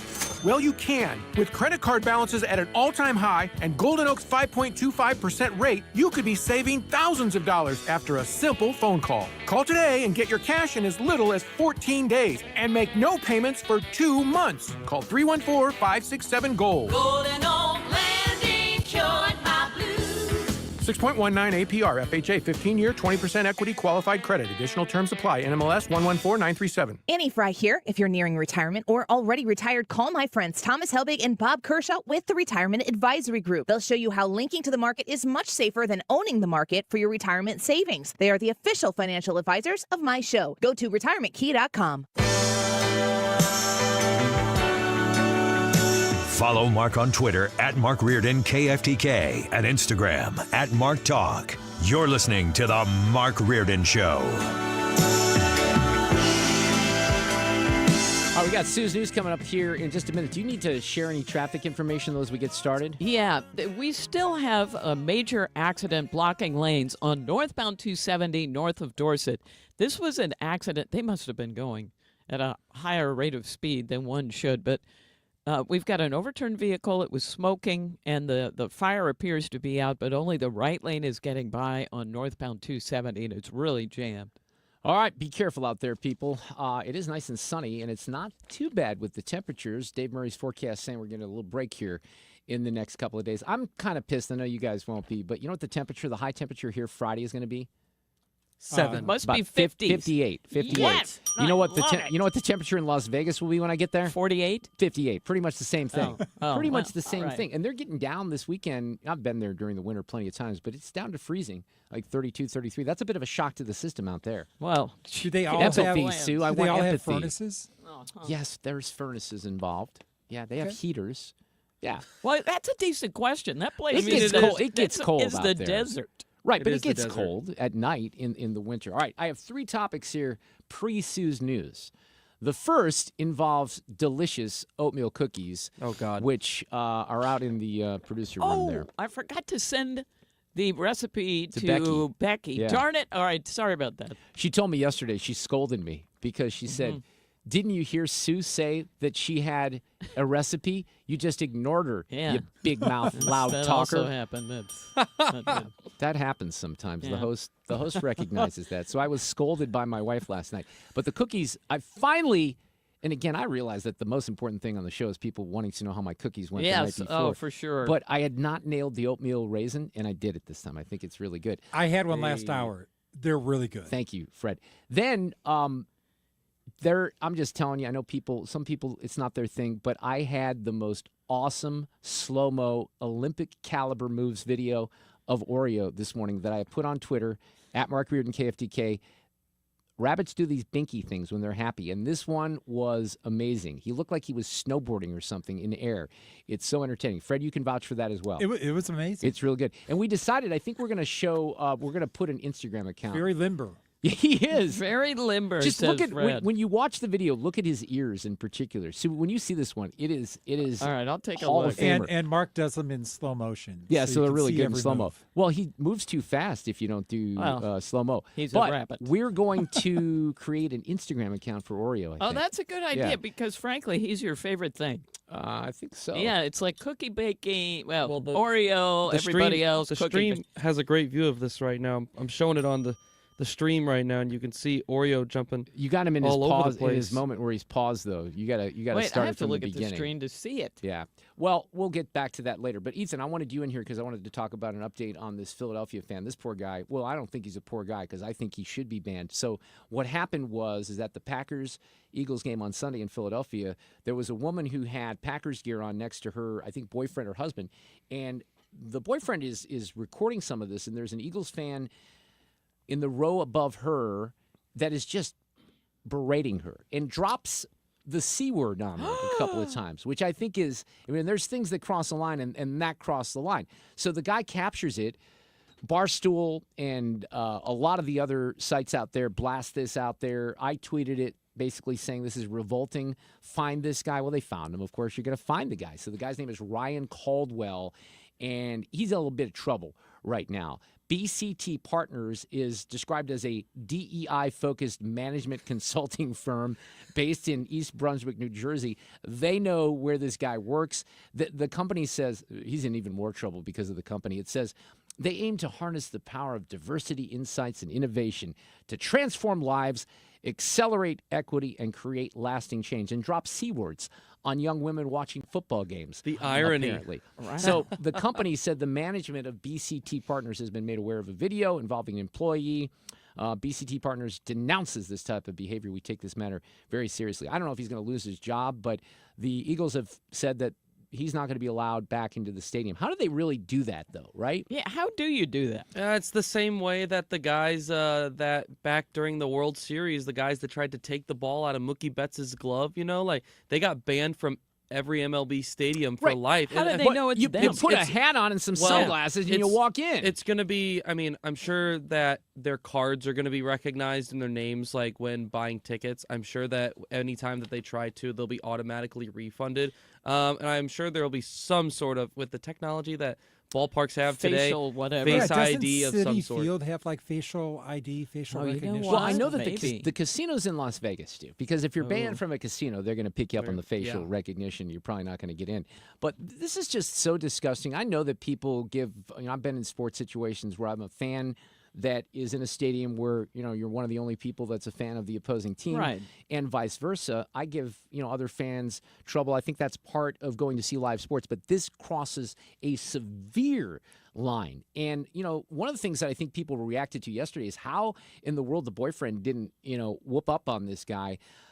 He basically said he wanted no part in a physical altercation. Exactly. He said it was a tough situation surrounded by hostile people, including two of his buddies. If I got physical there was no good ending. And he's right. There. That was actually a smart reaction. Yeah, so we'll see what happens with that. But at the very least, look, how about an apology? It's just not. How can anyone think that guy has daughters or sisters or a mom or anything that type of behavior is acceptable? This is also it is not. This is not even the first time that something like this has happened this year. Now, the first one was much more extreme, but I believe it was a Ravens fan after a game walked up to a rival team's fan on the streets right after the game and just socked him from behind. Oh, yeah, I do remember that. And he fell to the ground, knocked him out. Well, and that's a crime. Like I said, that's a level a bit more extreme, but he ended up, social media did what they do. They found him. He lost his job. I believe he got charged. So it just goes to show that social media will get you now. In this situation, there's no crime that was committed. He had all the freedom in the world to say what he wanted to say, right? But guess what? There's consequences for your actions. And if you're going to get caught on video and you're going to go viral for that, well, then you should have to live with that and what you said and what you did. So consequences will be coming for that guy in Philadelphia. It is Philadelphia, though. Their fans suck, Shocker. Right? These allegations are deeply concerning. Does the president have any comment? We're not going to comment. It's not clear messaging. No. And now, Sue's News. Brought to you by Sue. Did you know this? I didn't, and I saw it this morning. 73 years ago today. That's in 1952, Fred. NBC's Today Show premiered. The Today Show is 73 years old. No. Here's the part. I didn't know that, but I didn't know this either. It was created by Sigourney Weaver's dad. Huh. What? That's What? wild. That's a random fact. Totally. Right there. But I just threw it in there because. Okay, I think you will be able to tell by this music what show debuted 53 years ago today. Let me just say this before I hit it. When I saw, because I'm privy to see what's in the audio file, and I haven't mentioned it yet, but I've been excited for the last hour and 15 minutes, I got to tell you. Wrong one. Oh, no, because I was excited about this one. That's next. You got to put that down. All right, well, here. All right, you didn't hear right. that. Hey, nothing happened. Sue, I'm very excited about this one, too. Oh, yeah. I do like... Come on! It's the big one! That's right. Sanford and Son. Sanford and Ethan, Son. anything, Ethan? Nada. Oh, this my was such a gosh. legendary show. It really was. Listen to this. How you not like it? It's not quite as good as the Elizabeth. Bionic Woman theme is better for me, but yeah, great Okay, theme can song. you here. not say the answers to what's next? I didn't know what was next. Oh, How did my I know gosh. that? Well, now we do. You said, okay, but Okay. there were two themes in there. I was going 50-50, and I chose the wrong one. Yeah, I was it's more all right. excited about the Bionic Woman. Well, you can't tell. Lindsay Wagner. That was 49 years ago. In 1976, the original Bionic Woman premiered. It was on ABC. Oh, yeah. But this isn't really a theme song. I called it. It's more like... It's more like music from Yeah. She has to. It's the bionic sounds, if you will, right? She goes through trauma. You understand? That's why she had to have a bionic eye, a couple legs, and an arm. They rebuilt her. Bigger, yeah, they did. Stronger, and faster as well. And they show video. When Sue this intro. When Sue sent this to me this morning, she put in parentheses by the link, not a song. Don't you think that by this time, like when we're watching that show back in the late 1970s, you thought, hey, there's going to be bionic people in the future, right? Yes, and it never happened. They have video in the entry or while you're seeing the image you're seeing while you're hearing that music, and it's her running really fast on a treadmill. It's not impressive. It didn't really hold up, but boy, we loved it when we had three channels, did we not? They've never made a movie out of the Bionic Woman, have they? Didn't they do the Bionic Man thing? Well, the Lee Majors thing? Or was that something else? That was the Fall Guy. Bionic Woman spun out of the $6 million No, I Man. know that. Oh. I know. But did they ever do... I'm confusing it with the Fall Guy, because that was Lee Majors, too, was right? Lee. And they did the movie. They've never done a movie, the $6 million Man, have they? I don't think so. I don't think they did. I don't think so. And by the way, in today's dollars, that would be like the $600 million Man, right? Right. It's not the same. It's National Shop for Travel Day. Do you still need one more person for your Greece trip? That's why I bring this up. We have an extra cabin, so I have Yes. 2 more cabins for the Greece trip. Two more cabins. DefinedDestinations.com, or go to the top of my Twitter site, at Mark Reardon KFTK. We're going to Greece in April and May. As of this morning, the Palisades fire, we've got more information as far as how much has burned, and I'm bringing it up just because it's stunning. Palisades fire has burned over 23,000 acres.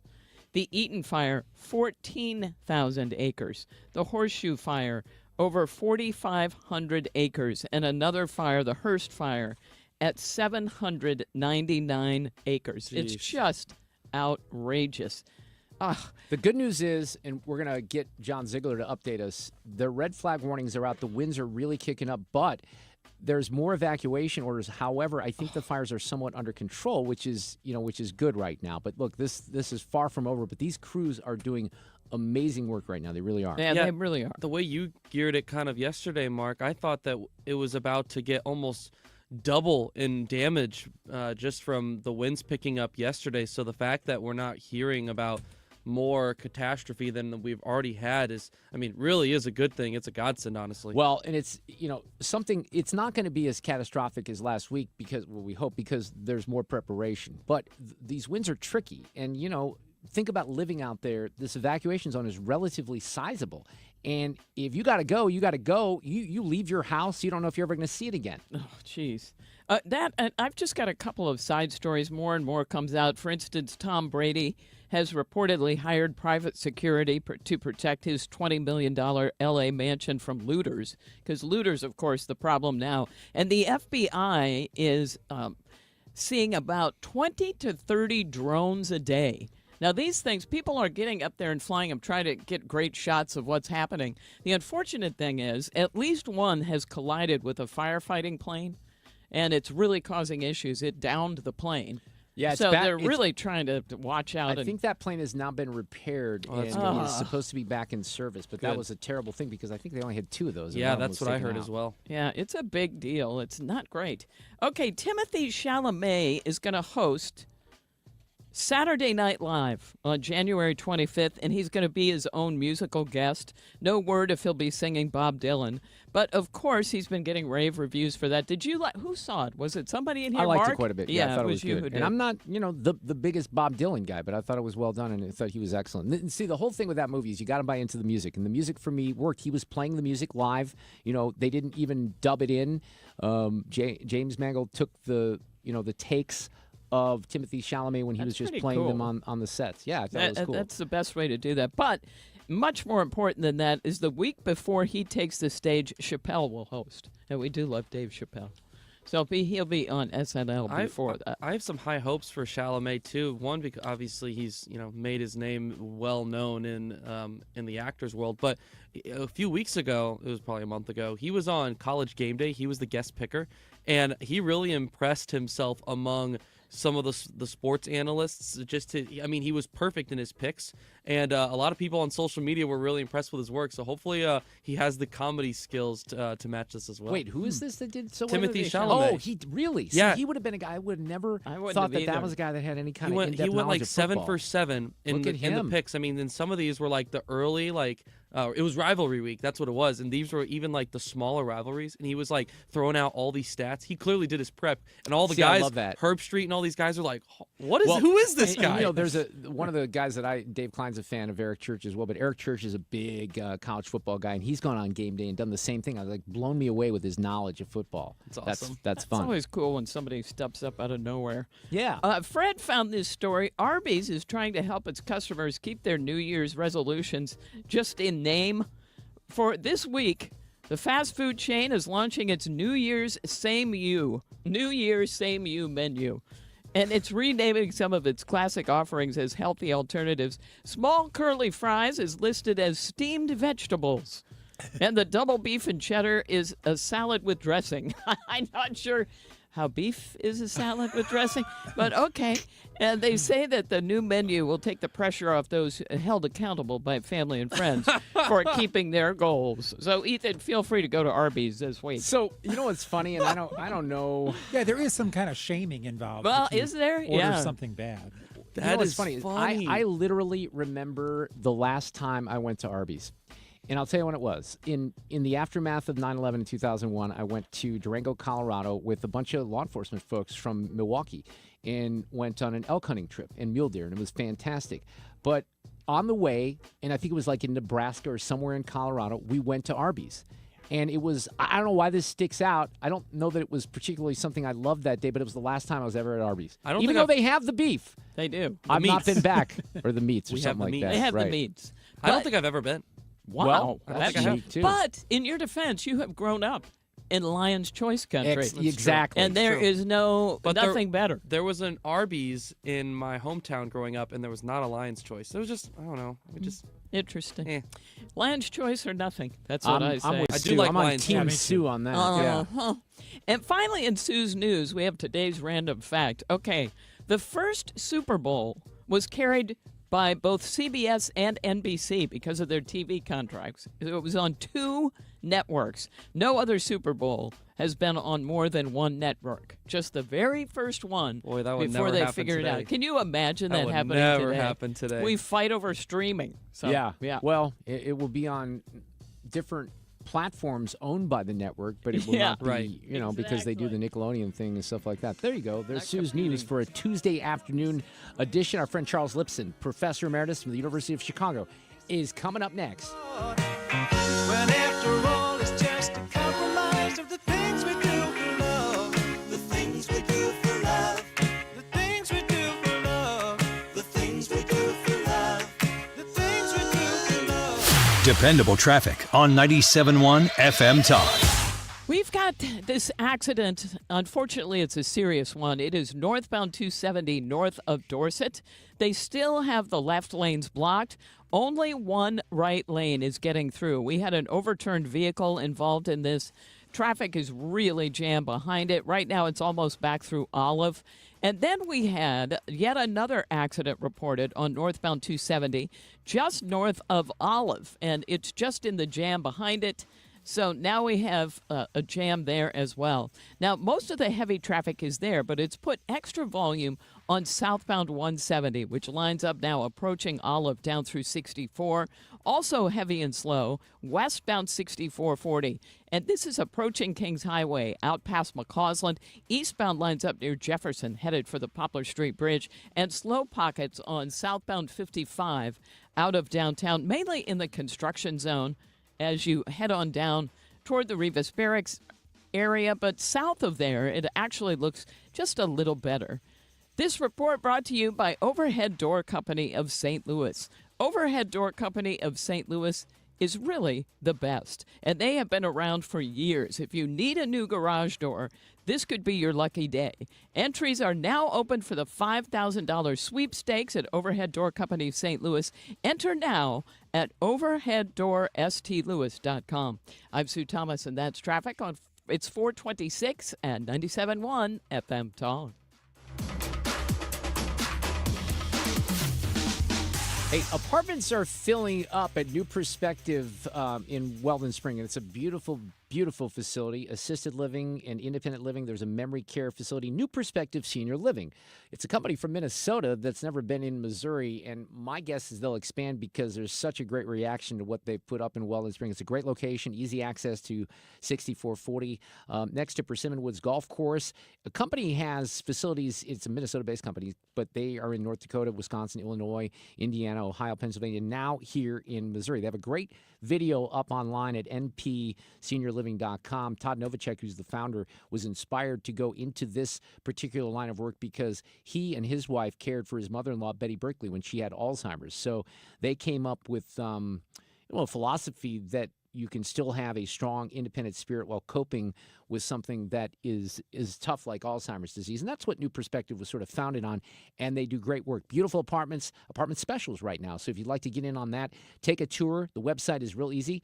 N as in Nancy, P as in Paul, npseniorliving.com for New Perspective Senior Living in Weldon Spring. Hey, it's Tom Ackerman. Where do you go for your annual eye health examination? Ophthalmology Associates, of course. Doctors Greg Birdie and Ranjan Malhotra. Dr. Robert Bersati, he's the one I saw, or Dr. Andrew Royer. They are available to you and are there to take care of all your vision needs at Ophthalmology Associates. They're on Manchester Road, a half mile west of 270. Your vision is their business at Ophthalmology Associates. In fact, many of their patients are doctors themselves. That's why they call themselves the doctors, Ophthalmology Associates. Are your eyes itchy and scratchy? It could be more than just allergies. They're the leaders in dry eye diagnosis and treatment. They're the leaders in LASIK and discussing those procedures. And if you're having difficulty reading or driving at night, you have glare from oncoming headlights, could be early signs of cataracts, and they can talk to you about multifocal lens implants. Ophthalmology Associates, YourEyeDoc.com. What's it going to take for you to realize the IRS is in full-blown attack mode, and if you have IRS issues, your timely response is critical? Hi, this is Lance Drury with the Lance Drury Law Firm. We certainly know the IRS has ramped up efforts because we're seeing a lot more clients with threats of intents to seize property or levy rights to property. If you have IRS issues, call the Lance Drury Firm today. Today, don't wait. Those IRS notices have hard deadlines for exercising your appeal rights. If you miss the deadline, your rights to a legal appeal are gone. Let the Lance Drury Law Firm get between you and the IRS today, and we'll help you manage your case to achieve the best outcome. IRS problems are serious legal matters, so call Lance Drury Law Firm, located right here in St. Louis. Don't wait. Call 314-260-6120. That's 314-260-6120, and schedule your free consultation with me, Lance Drury, or visit LanceDruryLaw.com. The choice of a lawyer is an important decision and should not be based solely upon advertisements. When you have Rhino Shield on your house, it does a couple of things for you. It beautifies the house, and it protects it from the harshest elements. And boy, do we see those here in the greater St. Louis area. You get instant curb appeal. It will stick to anything. Rhino Shield is the answer, no matter whether you're painting a home or a church or a business or a condo, because it's 100% waterproof. It takes care of the outdoor maintenance on whatever is on the outside of your home, the brick, the block, aluminum, steel, stucco. They can put this on with the 2 to 3 coat process. They're there about a week, and they do a great job. A lot of businesses have done it in the area. Several Firestones have done that. Vantage Credit Union over the years, Harlan Packaging down in DeSoto. Call Darren today and schedule your free estimate. 877-25-RHINO, easy to remember phone number, or go online today at 877-25-RHINO.com. It's time for a $98 furnace tune-up. This portion of the show is sponsored by Jerry Kelly Heating and Air. There's a music station that fits your taste at Odyssey.com. Download the app for instant access to hundreds of music stations and listen live to 97.1 FM Talk. The Odyssey app. Download it or stream from 971talk.com.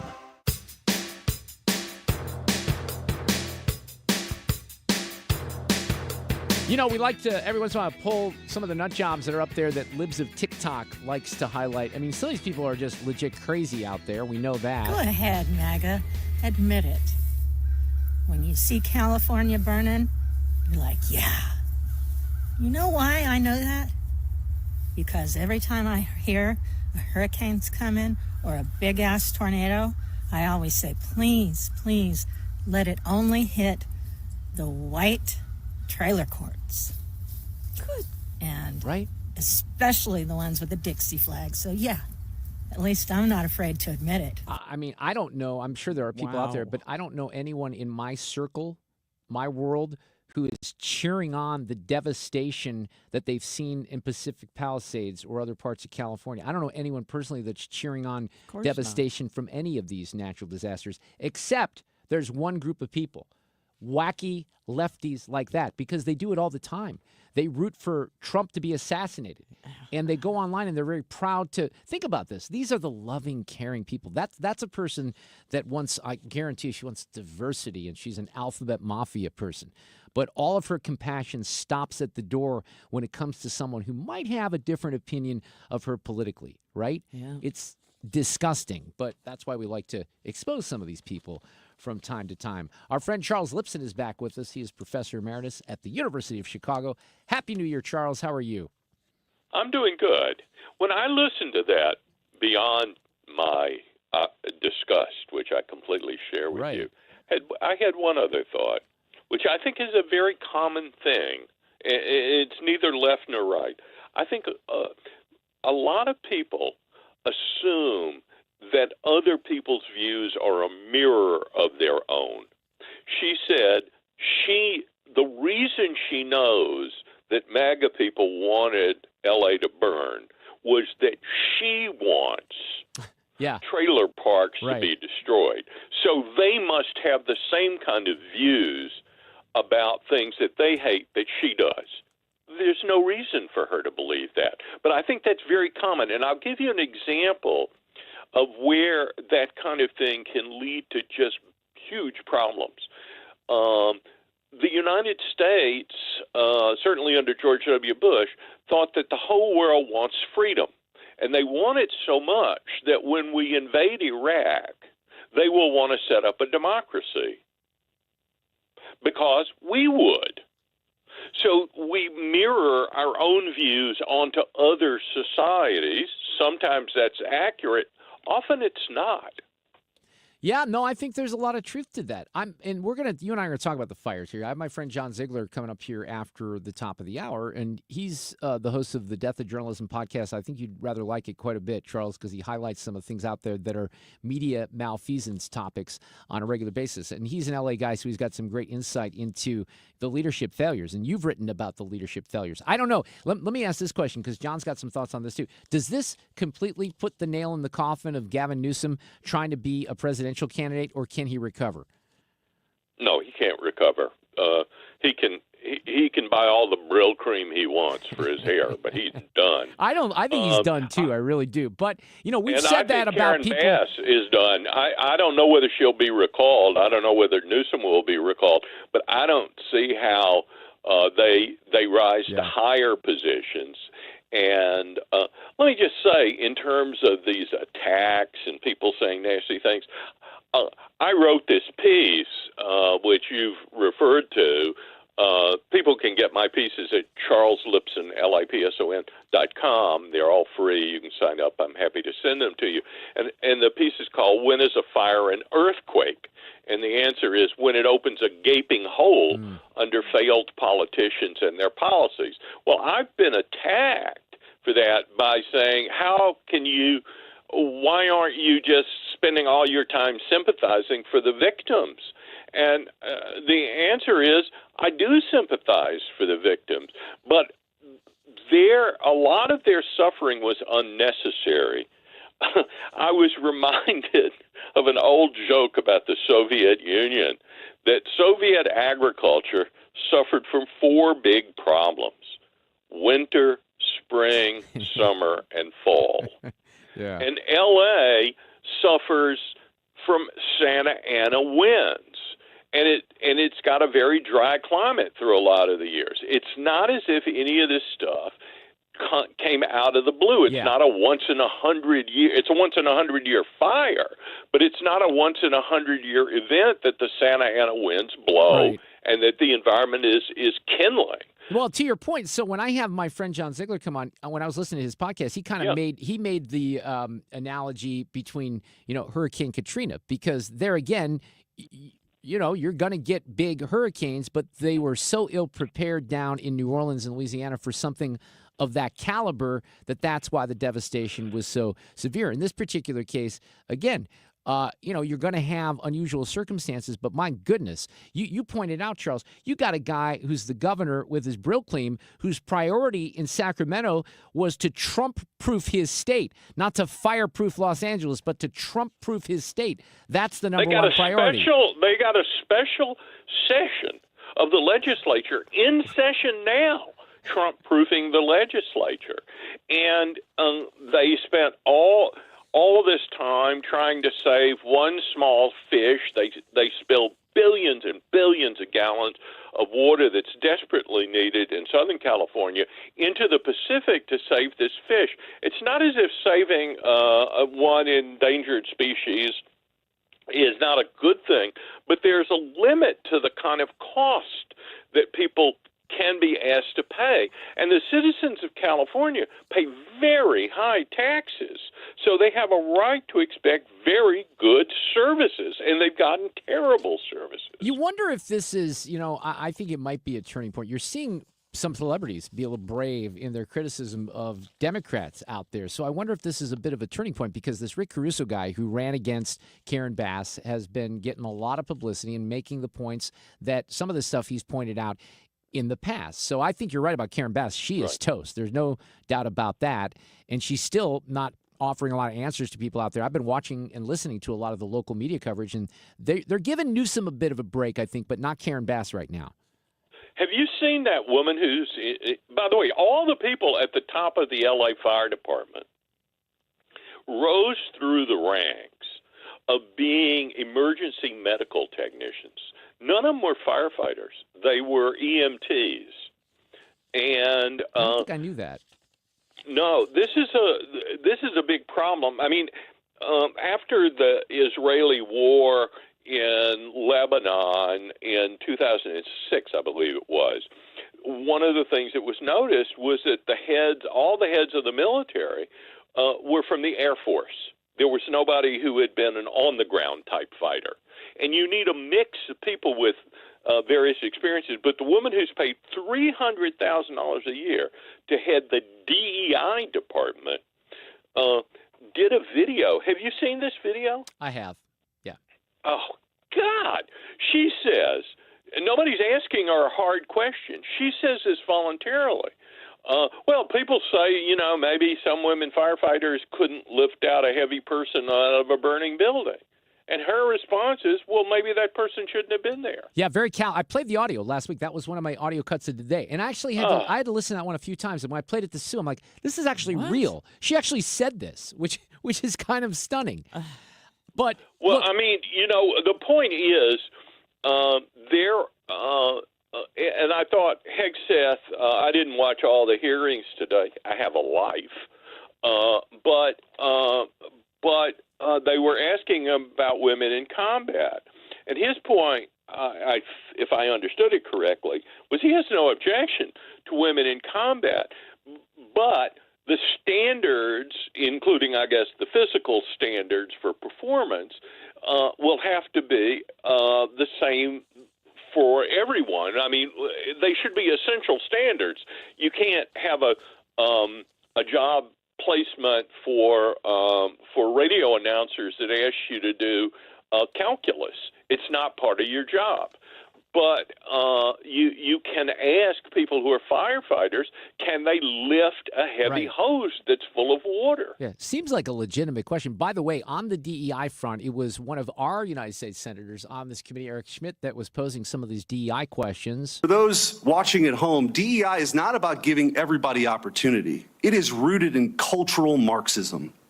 The idea that you pit the room, any room, with oppressor versus oppressed. It's race essentialism, and it is poison. It has no business whatsoever in our military. I think the American people have spoken loudly and clearly about this. They're tired of this. They're tired of woke ideology, And to my Democrat colleagues on the other side, if you haven't picked up on that, you missed the plot. Because that's what November 5th partially was about. Yeah, even John Fetterman sort of gets that at this point. But that's Senator Schmidt this morning at that hearing, and they went on to offer He was right. Yeah, and he went on to offer with Pete some examples of some of the stuff that's gone on. Let me give you my take is basically the same, but it has one twist. Especially having grown up in the South as I did, I thought that it was unfair in 1967 or 1972 to ask people who had been condemned not just to segregation but to poor schooling and a whole lifetime of discrimination to compete on a level and say, well, now it's a level playing field, everybody should compete. But we are 50 plus years past that. And so that should have been a sunset. And yet it hasn't been. And I'll tell you where it's really dreadfully apparent is in medical schools, especially UCLA. You have airlines that want to do this for pilots. These are life and death.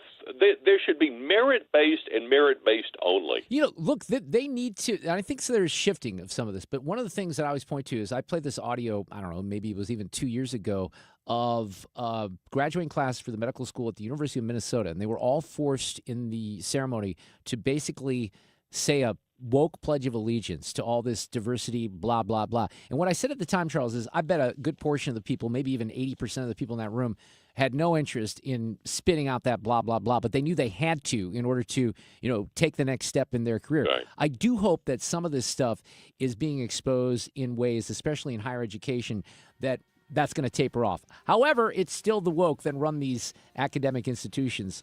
Mr. Lipson is a rarity at the University of Chicago. Hey, Charles. You stopped selling that to your audience 24/7, Yeah. you know? Hey, I got to go. We got to get to a break, but thank you, Charles. Always great. Take care.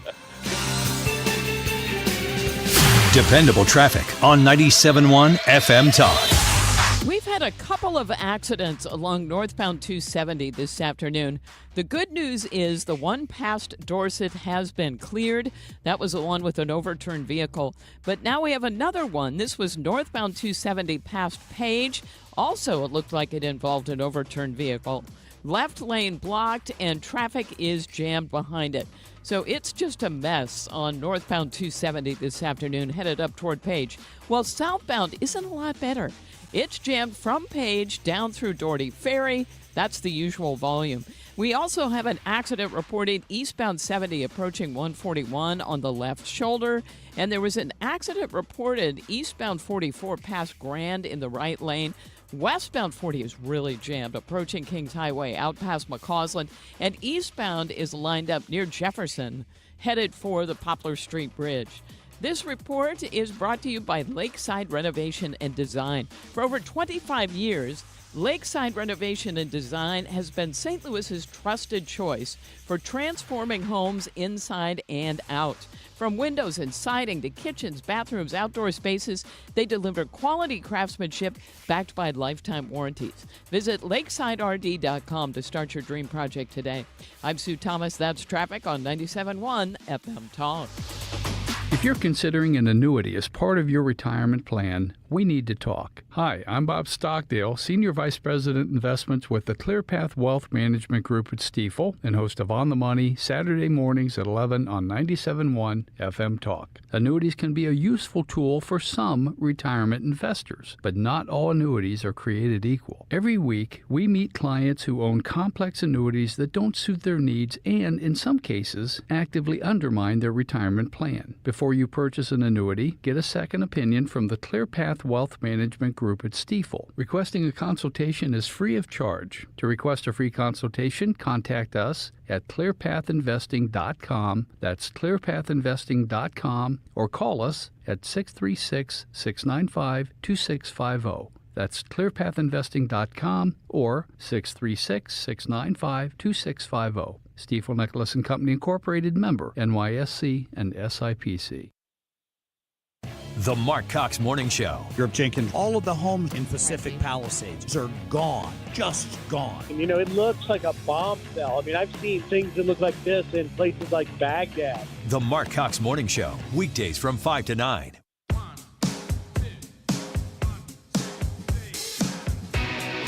All right, after the top of the hour, my friend John Ziegler, the co-host of the Death of Journalism podcast, good friend of the show. He's out in L.A. He's got some very interesting analysis and thoughts about some of the blame game that's going on with the fires. Also, there's this issue, Steve Bannon is all hacked off at Elon Musk, hates him, says he's evil.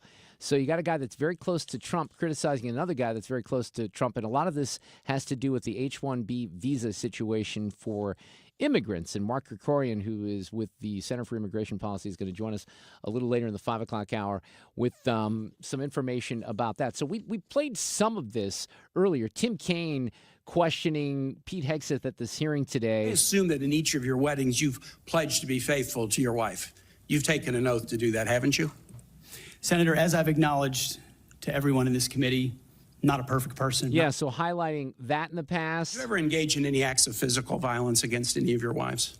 Senator, absolutely not. He talked about this. You cheated on the mother of that child less than 2 months after that daughter was born, didn't you?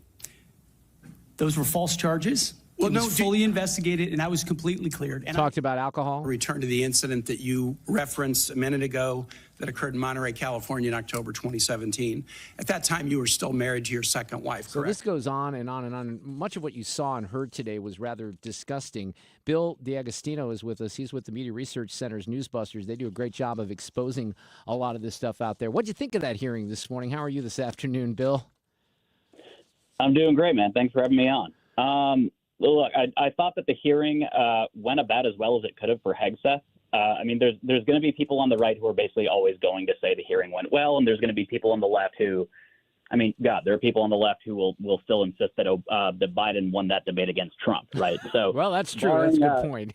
Barring those opinions, I think that anybody with a clear mind who kind of looked at this hearing has to conclude that it was pretty much a home run for Hegseth. He handled the Democratic senators as close to flawlessly as he could have, I think, given all the circumstances and some of the tougher questions. And he completely swatted down the idiotic questions, which there was actually a surprising amount of.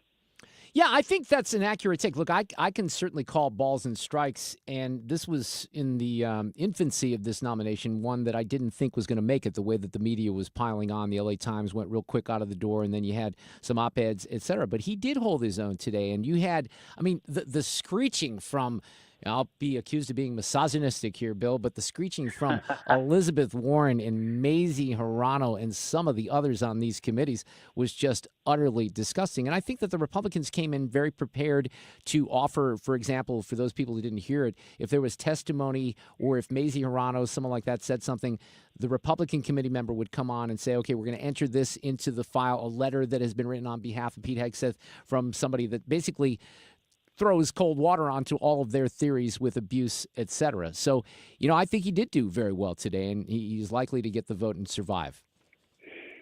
I think so, but I think it's also kind of important to recall the context of this confirmation, which is that of all of the Republican senators, I believe 50 in 2020, only 2 voted against the current defense secretary.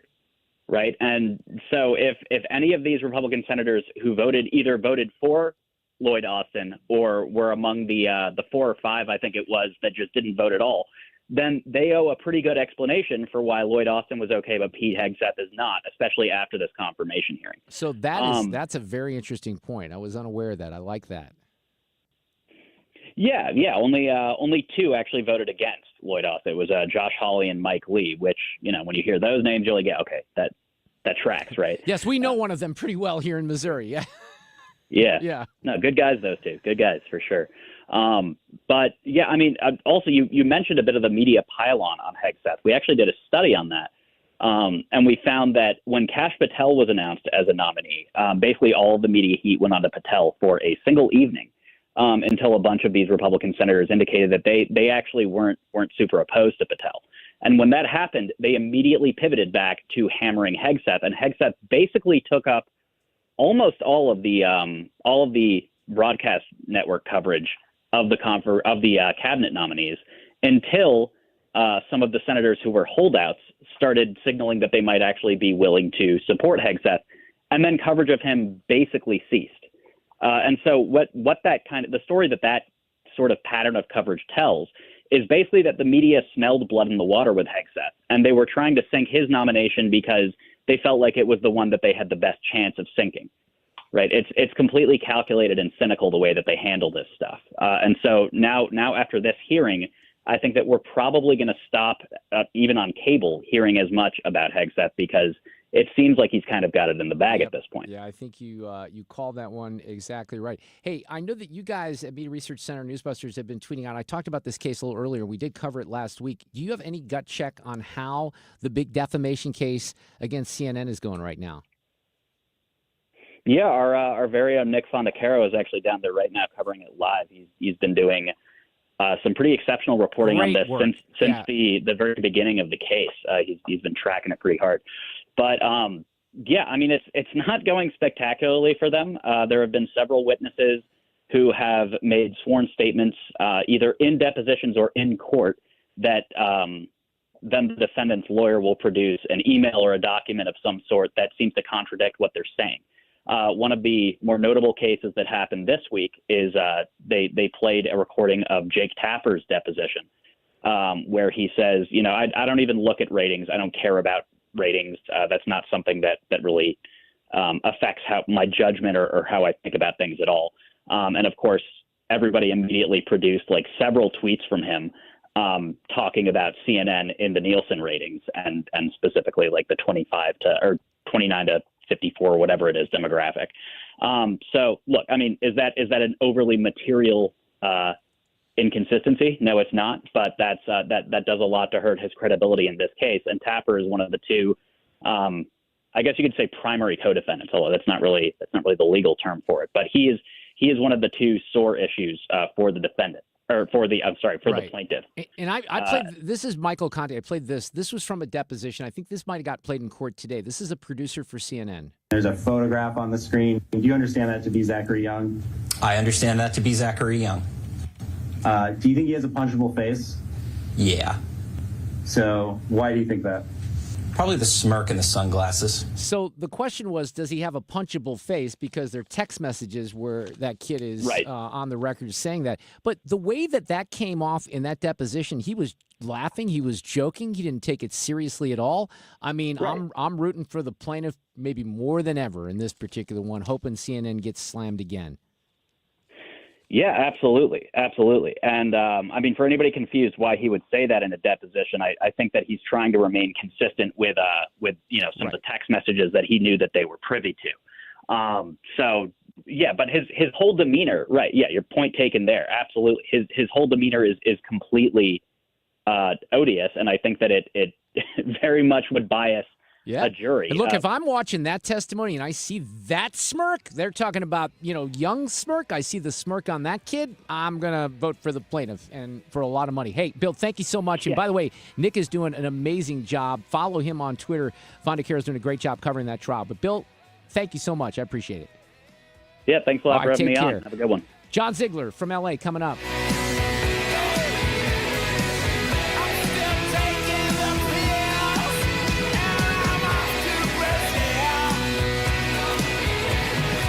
Dependable traffic on 97.1 FM Talk. On the roads, we have had serious issues along 270, and one of those is an accident involving another overturned vehicle. There was one earlier that they cleared north of Dorset. This one was in the jam behind it, and they've got the left lanes blocked. Traffic on northbound 270 is a parking lot back through 64. Also heavy and slow is southbound 270, and that's from Page down through Doherty Ferry, a little slow at Gravois. Slow pockets on southbound 55 south of Arsenal down through Rivas Barracks. Westbound 6440 is jammed tonight, and this is almost near Jefferson, all the way on out through Clayton Skinker. Southbound 170 jams at the Forest Park Parkway. Heavy traffic eastbound on 64 headed for the Poplar Street Bridge, like approaching Jefferson all the way to the bridge, but it's fine on the bridge itself. 44 westbound jams through the depressed section. right there in front of the arch. This report is brought to you by New Perspective Senior Living. New Perspective Weldon Spring is redefining senior living with a state-of-the-art AI fall detection system, modern apartments, delicious meals, various activities, and entertainment. Visit npseniorliving.com to schedule a tour today. I'm Sue Thomas, and that's traffic on 97.1 FM Talk. Hair Volume is the best-selling hair tablet in the world and one of many award-winning natural hair products from New Nordic. Purchase at newnordicusa.com or CVS. That's newnordicusa.com. Wouldn't you like to take a vacation from your bills? Well, you can. The new year is here. Home values are up, and you have more home equity than ever. Now is the time to put that home equity to work for you. This is James Hawkins, president of Golden Oak Lending. Credit card balances are at an all-time high. Why pay 25 to 30% interest to them when you could be saving thousands of dollars after a simple phone call? Golden Oak's mortgage rate is 5.25%. We have no fee to apply and no out-of-pocket cost. And if you call today, you could make no payments for 2 months. But don't wait. This rate won't last forever. Imagine how good it will feel to have those bills paid off. At Golden Oak Lending, we can make that happen in as little as 14 days. And if for any reason your loan doesn't close, we will pay for your appraisal. Call today and take advantage of our 5.25 fixed rate. Call 314-567-GOLD. Golden Oak Lending, cured my blues. 6.19 APR, FHA, 15-year, 20% equity qualified credit. Additional terms apply. NMLS 114937. Brand new year, that means maybe you want to sell your house. You're not sure what to do, though, because rates are high. Will you get above asking price? Will you be able to find another home? Well, the team at the Gelman team can help you out. Mark and Neil are friends of mine. They're with eXp Realty here in St. Louis. They've helped me with real estate. They can help you as well. And it's a tricky time, and they'll tell you that. But they're on top of the market right now. And the homes are not moving quite as quickly as they were in some parts of last year. And when I met with these guys not too long ago, we talked about different strategies and approaches that different realtors have. And they'll be honest with you. They may have you stage your home. And you may think, oh, in a market like this, I don't need to stage my home. There's buyers everywhere. Well, if you want top dollar, if you want to stand out above all the other homes, you might need to do that. The other thing you can do, they're a great tool where you can find out how much your home is really worth. Just click on the banner at the top of the page. Check out the Gelman team with eXp Realty here in St. Louis. Tell them that I sent you along, thegelmanteam.com. The choice of a lawyer is an important decision and should not be based solely on advertisements. You entrusted a nursing home with the care of a loved one, and you believed they'd be kept safe. But now you've learned the nursing home has violated that trust. You've discovered bed sores, broken bones, and infections. Your loved one did not receive the care they deserved. If your family member has been the victim of nursing home neglect or abuse, call Onder Law at 844-BED-SORE. Onder Law, making a difference one case at a time. KFTK FM Florissant. From the Under Law Injury Lawyers, GetJim.com studio. That's GetJim.com. 97.1 FM Talk. Always live on the free Odyssey app.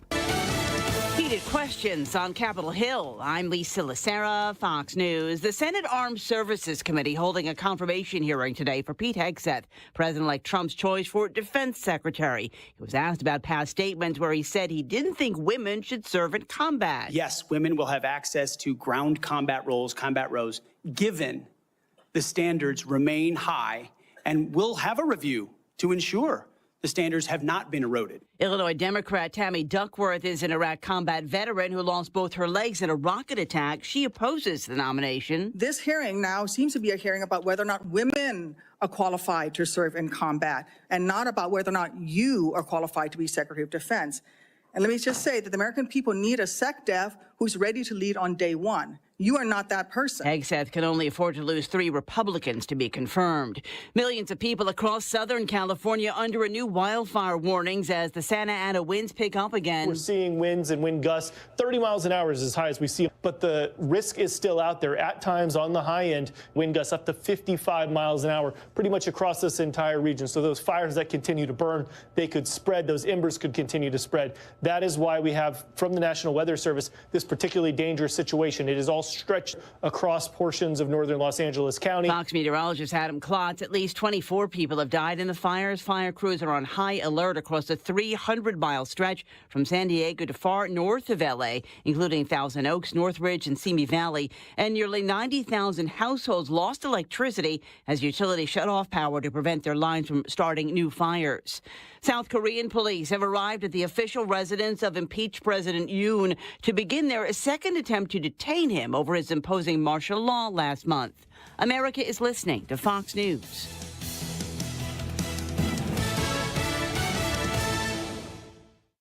Sometimes I struggle to get to sleep.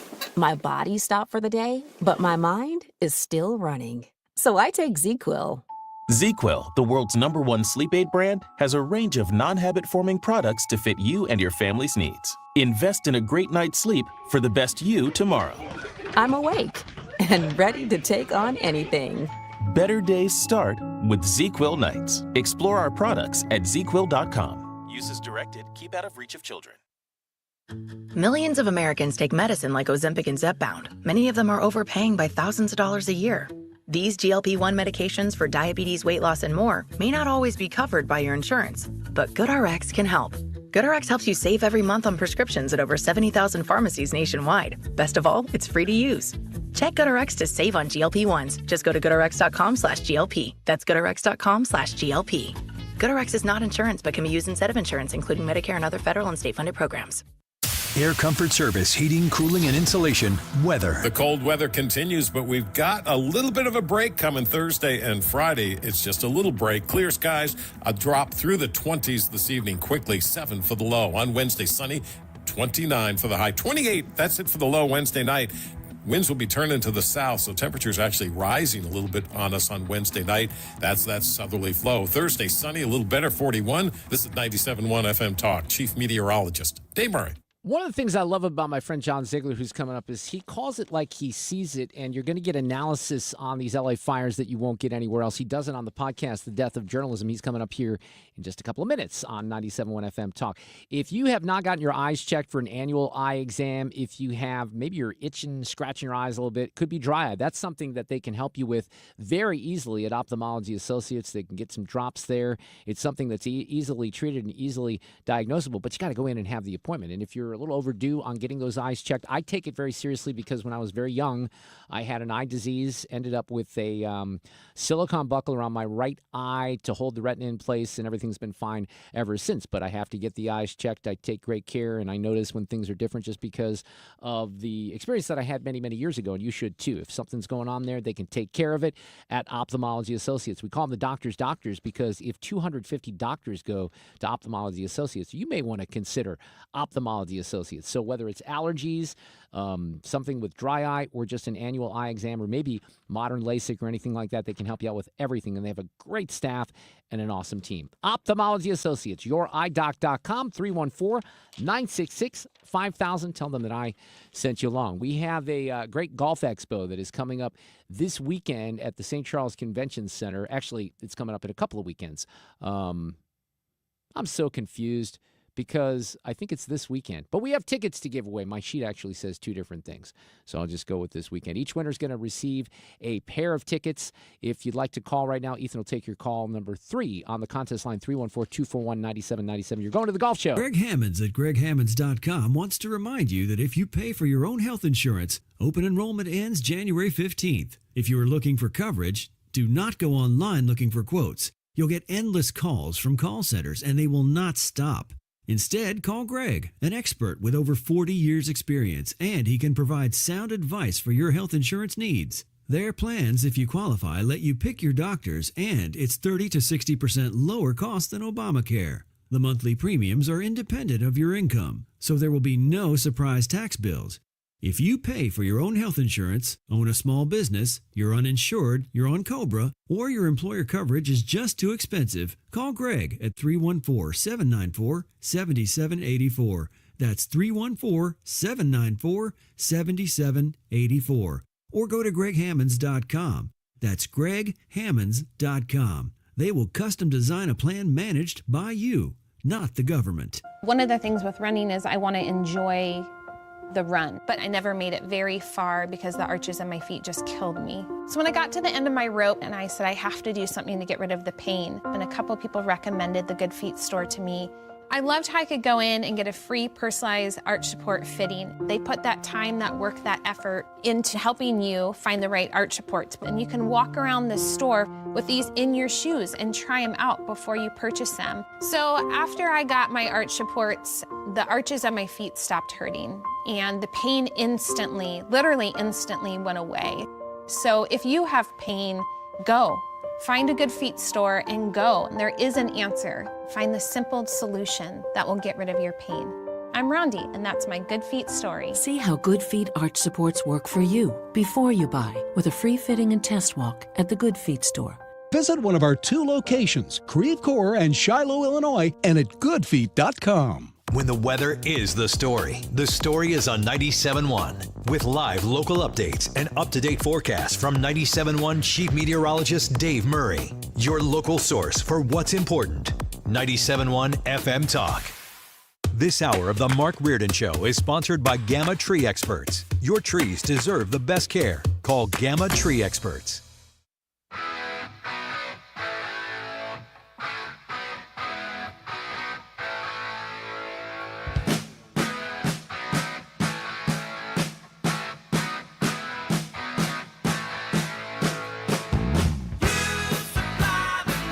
All right, audio cut of the day coming up here. By the way, I did figure out the host gets easily confused. The golf show is actually at the end of the month, so it is at the St. Charles Convention Center, January 31st through February 2nd. We'll give away tickets each and every day this week. I'll, from now on, know where the golf show is.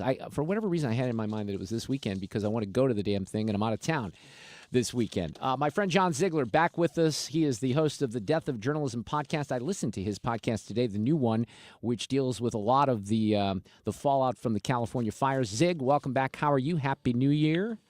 Happy New Year to you, Mark. Where do you, before we get into some of this, remind me of the geography from where you are, and you've been safe in areas that don't have fires, correct? Well, I mean, we've had fires here. Our house is fine right now. I live in Ventura County, just north of Los Angeles. Okay. We had catastrophic fires about a month ago that really went right up to into our neighborhood, but thankfully we were okay. I've had in-laws in other parts of Los Angeles have been evacuated, but thankfully they are so far okay. But obviously, this has been a catastrophic event of unprecedented proportions here in the Los Angeles area. So, I was talking about golf here just a minute ago. You are a very good golfer, and this area, Pacific Palisades, that's not too far from Riviera Country Club, right? It's right on Riviera Country Club. As a matter of fact, I'm astonished that we haven't heard that the PGA Tour event scheduled for Riviera next month has yet to be canceled or postponed. I just don't know how in the world they could possibly have it. There's been no word on whether that's going to happen. I've been to that area many, many times, having played and attended events at Riviera Country Club. And Pacific Palisades is a typical area, as you know the area pretty well. You know Los Angeles. There's so many areas in Los Angeles where you go and you go, wow, this is beautiful, but what the heck are people doing living here? And that it's like a ticking time bomb situation. And to me, the strongest analogy to be made to what has happened here is really Hurricane Katrina, where that was a ticking time bomb where New Orleans is built under sea level, and eventually you were going to have a perfect storm that was going to cause what happened after Katrina occurred. And I think we've had a similar situation here in Los Angeles, and the perfect storm was that we had no rain at all in December. And then we have almost historic Santa Ana winds in January, which normally would not cause a problem because the ground would be wet because this is the rainy season. But we haven't had any rain yet in this rainy season. And that, combined with an awful lot of institutional incompetence in this state, led to the perfect storm of catastrophe. And we'll get to that here in a second. But let me just ask this. So last Tuesday, a week ago today, I subscribed to the LA Times. I saw the story about the wind conditions, and instantly I told Fred, I said, this is going to be potentially really, really bad out there. Now, I never, ever envisioned anything like we've seen in the Palisades and Altadena and beyond that. But how much buildup in the media before Tuesday was there for this potential, disaster, John? obviously hindsight is 20/20, but I have no recollection of there being any sort of massive alarm bells going off. And obviously, and it's not just retrospect, because you just cited it right there. This did not take, the proverbial rocket scientist to figure this out. If you have no rain through December and then you have massive Santa Ana winds from the desert in January, there's going to be a problem. And there was no sense of urgency in the media, and there was no preparedness. The mayor of Los Angeles was abroad, and it's obvious that nothing extraordinary was done to prepare. I love now that both in Los Angeles and in the State House in California, they're bragging about how prepared they are for this week's winds. And I'm like, well, okay, that's great. Other than that, Mrs. Lincoln, how was the play? Right. That's a bit too late. And it proves, by the way, that preparation does matter here and can make a massive difference. And so I think you make a really good point that there was nowhere near the sense of urgency, either in the media or among the authorities, that should have been there because of obvious, very unique circumstances. On your podcast, The Death of Journalism, you highlighted this, and I played this audio last week, and I think a lot of people heard it. It went a little viral when, there's a discussion about water not being in fire hydrants. The real issue to me is twofold. We've had decades to go remove the brush in these hills that spreads so quickly. So that's Rick Caruso, and he tells his story. Gigi Graciette, she is live in Pacific Palisades. I know your signal's not the best, but Gigi, what can you tell us? Well, firefighters have told me they have no water on this block, and you may be able to make out the ember storm that we're in the middle of right now. Well, I skipped one of the sound bites there, John, because I wasn't trying to play the entire audio. But basically, Rick Caruso is on with a station out there. The anchor comes on afterwards and basically says, hey, we've got no confirmed information that there's no water in the hydrants. And then the reporter comes on and says, actually, we do have confirmation that there was no water in the hydrants. Yeah, and Rick Caruso is an important person in all this for people who are unaware of Los Angeles politics. Rick Caruso should have been the mayor of Los Angeles, would have been the mayor of Los Angeles, and this is important, if the Democratic establishment had not come in at the last moment and basically said, and this I'm paraphrasing, but this is not far off, look, we have to go with Karen Bass, she's the black female, and therefore we can't go with a white male who's straight. And Barack Obama came in and supported her, and the LA Times supported her, and she won by a rather narrow margin by Los Angeles standards. And it's pretty clear to me that Rick Caruso is eyeing the next mayor's race, which is next year. And I would love, I got to believe somebody is going to do a poll rather shortly here in Los Angeles to see where the mayor's race currently stands. And I would guess that Rick Caruso would be winning by a substantial margin right now, given what has happened over the last week. Well, and even the LA Times owner has deep buyer's remorse and went public with it, saying he's that ashamed, was amazing. Right? Yeah. I have to say that if there's been any sort of political earthquake, that's the best evidence of it, that the owner of the Los Angeles Times has really sounded almost like a Republican in the last week, and clearly is someone who's pleading for common sense solutions. And, I'm a pessimist by nature, Mark, but I actually think there's an opportunity here for common sense to prevail, mostly because there's a massive political incentive for it to do so. There are so many elements of this situation that work in that direction. You got a mayor who's in big trouble. You got a governor who's termed out in 2 years and wants to run for president. You got the Super Bowl coming here, the World Cup coming here, the Olympics coming here in 2028. It's almost like it's the unstoppable force of political self-interest going up against the immovable object of liberal insanity. And it'll be interesting to see who wins. I'm not positive because no one has lost a lot of money betting against liberal insanity in California. True. But I think there's a chance. I think there's a chance here that they realize they have no choice but to knock off the BS and to allow capitalism the magic arm of capitalism to save Los Angeles from the current situation. But, John, how do you recover from this? And you addressed this in the podcast, and I thought it was interesting because you just admitted and I'm the same way. I'm a glass half empty guy, right? And you talked about Adam Carolla, and he's been talking about very pessimistic that California, with all the insanity, with all the bureaucracy, that, there won't be, he's predicting, a legit cleanup or rebuild. You kind of take an optimistic view. I'm shocked by that, Zig, but explain that. Well, because I'm a big believer in self-interest. And I'm a big believer that the reason why California is so insane is because we're a one-party state with no real legitimate news media. And so therefore, Democrats are basically like animals in a zoo where they have no opposition and they really don't have to fend for themselves. Well, now all of a sudden those circumstances have changed. And I'm not suggesting, by the way, that all of a sudden California is going to go red. That's not going to happen. But I'm talking about specifically the two people that are maybe the most important here, Mayor Bass and Governor Newsom. They are very, very much incentivized to get this thing together. And by the way, and you are an expert in this, because you're a movie guy, the timing of this whole thing for this city in some ways couldn't be worse, but maybe in a weird way couldn't be better. Because if Los Angeles was riding high economically, the movie industry was in good shape, the TV industry was in good shape, maybe there wouldn't be the imperative to make sure we get this right.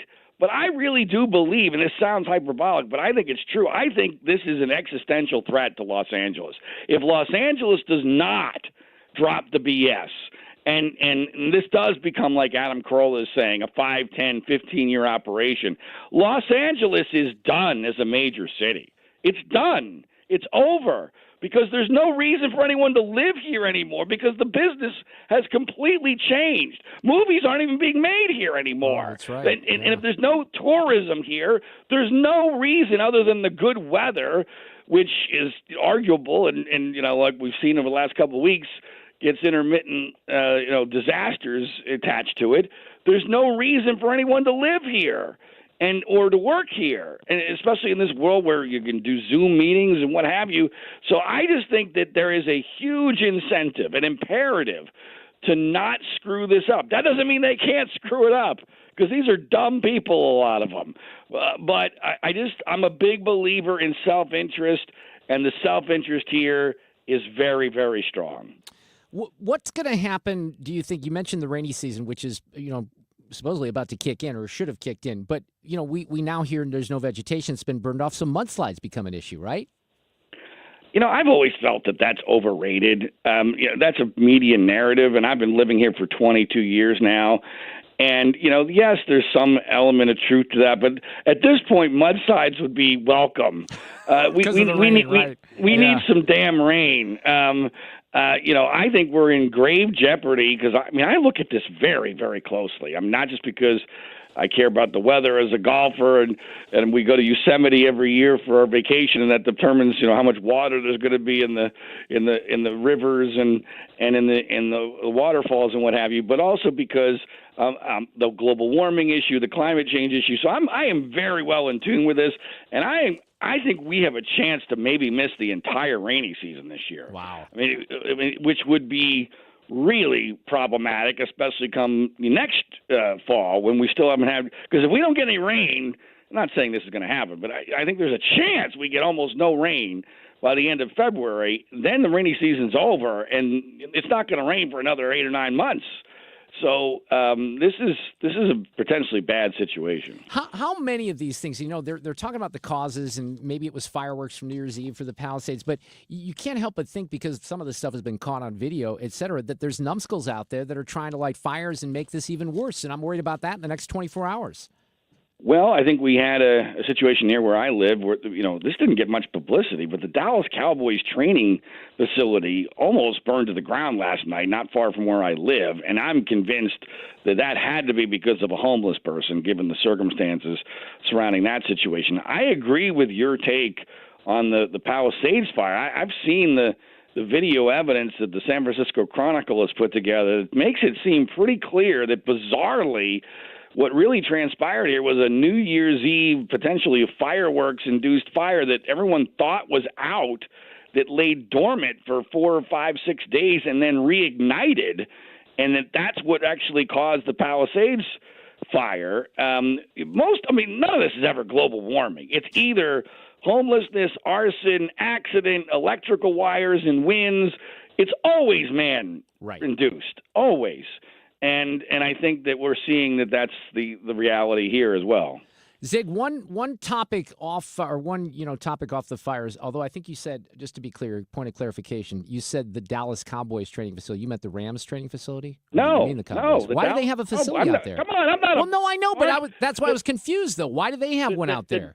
The Dallas Cowboys come to Oxnard, California every summer for their training camp because it's a lot cooler here. Yes. We have this amazing microclimate here in Ventura County. Got it. It's a lot cooler than in Dallas, Texas. No, I knew that they do training camps. I just, far be it from me to even think Dallas that you Cowboys, Oxnard, California. Well, so my topic was going to be about the Cowboys because I know that you got to pop off on this, and I haven't seen anything on Twitter.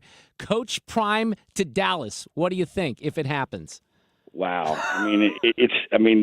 That would get how many hundreds of hours of ESPN coverage would that produce?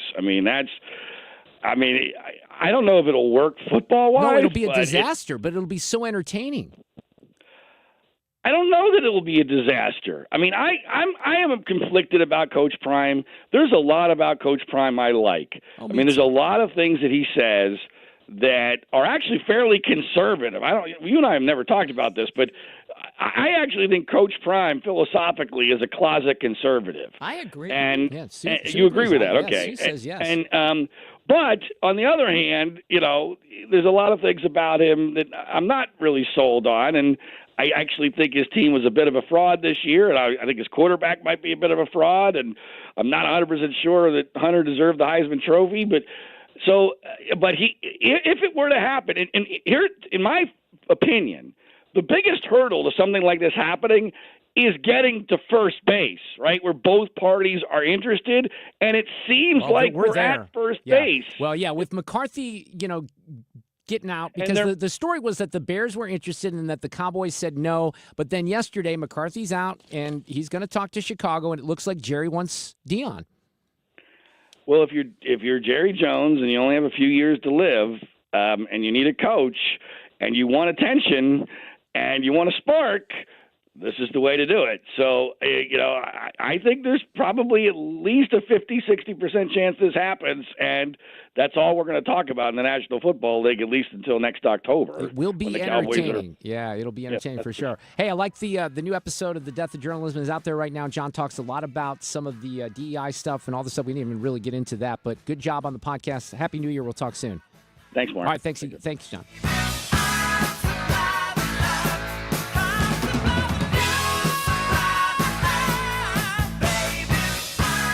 Dependable traffic on 97.1 FM Talk. Dang it. Now I'm going to have to listen to that on the way home. All right.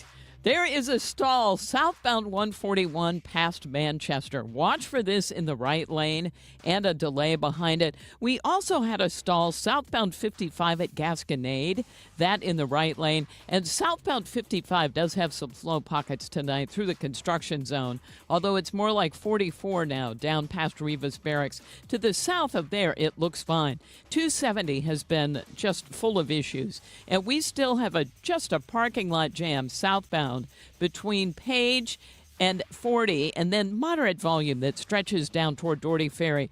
Northbound, they cleared the accident, according to MoDOT. This one was approaching Page in the left lanes, but it's still unwinding, heavy traffic there. 70 westbound, slowing at 94. 6440 is really jammed tonight out of downtown, and this jam starts west of Grand out through McCausland, and 44 is busy out of downtown as well. Southbound 170, heavy and slow, headed for the Forest Park Parkway, and northbound is pretty slow just north of 70. This report is brought to you by Overhead Door Company of St. Louis. Overhead Door Company of St. Louis is here with same-day emergency service. They will not leave you stuck. The original Red Ribbon Garage Door Company, trusted in St. Louis since 1926. Call 314-781-5200 or schedule online at overheaddoorstlewis.com. I'm Sue Thomas, and that's traffic on 97.1 FM Talk.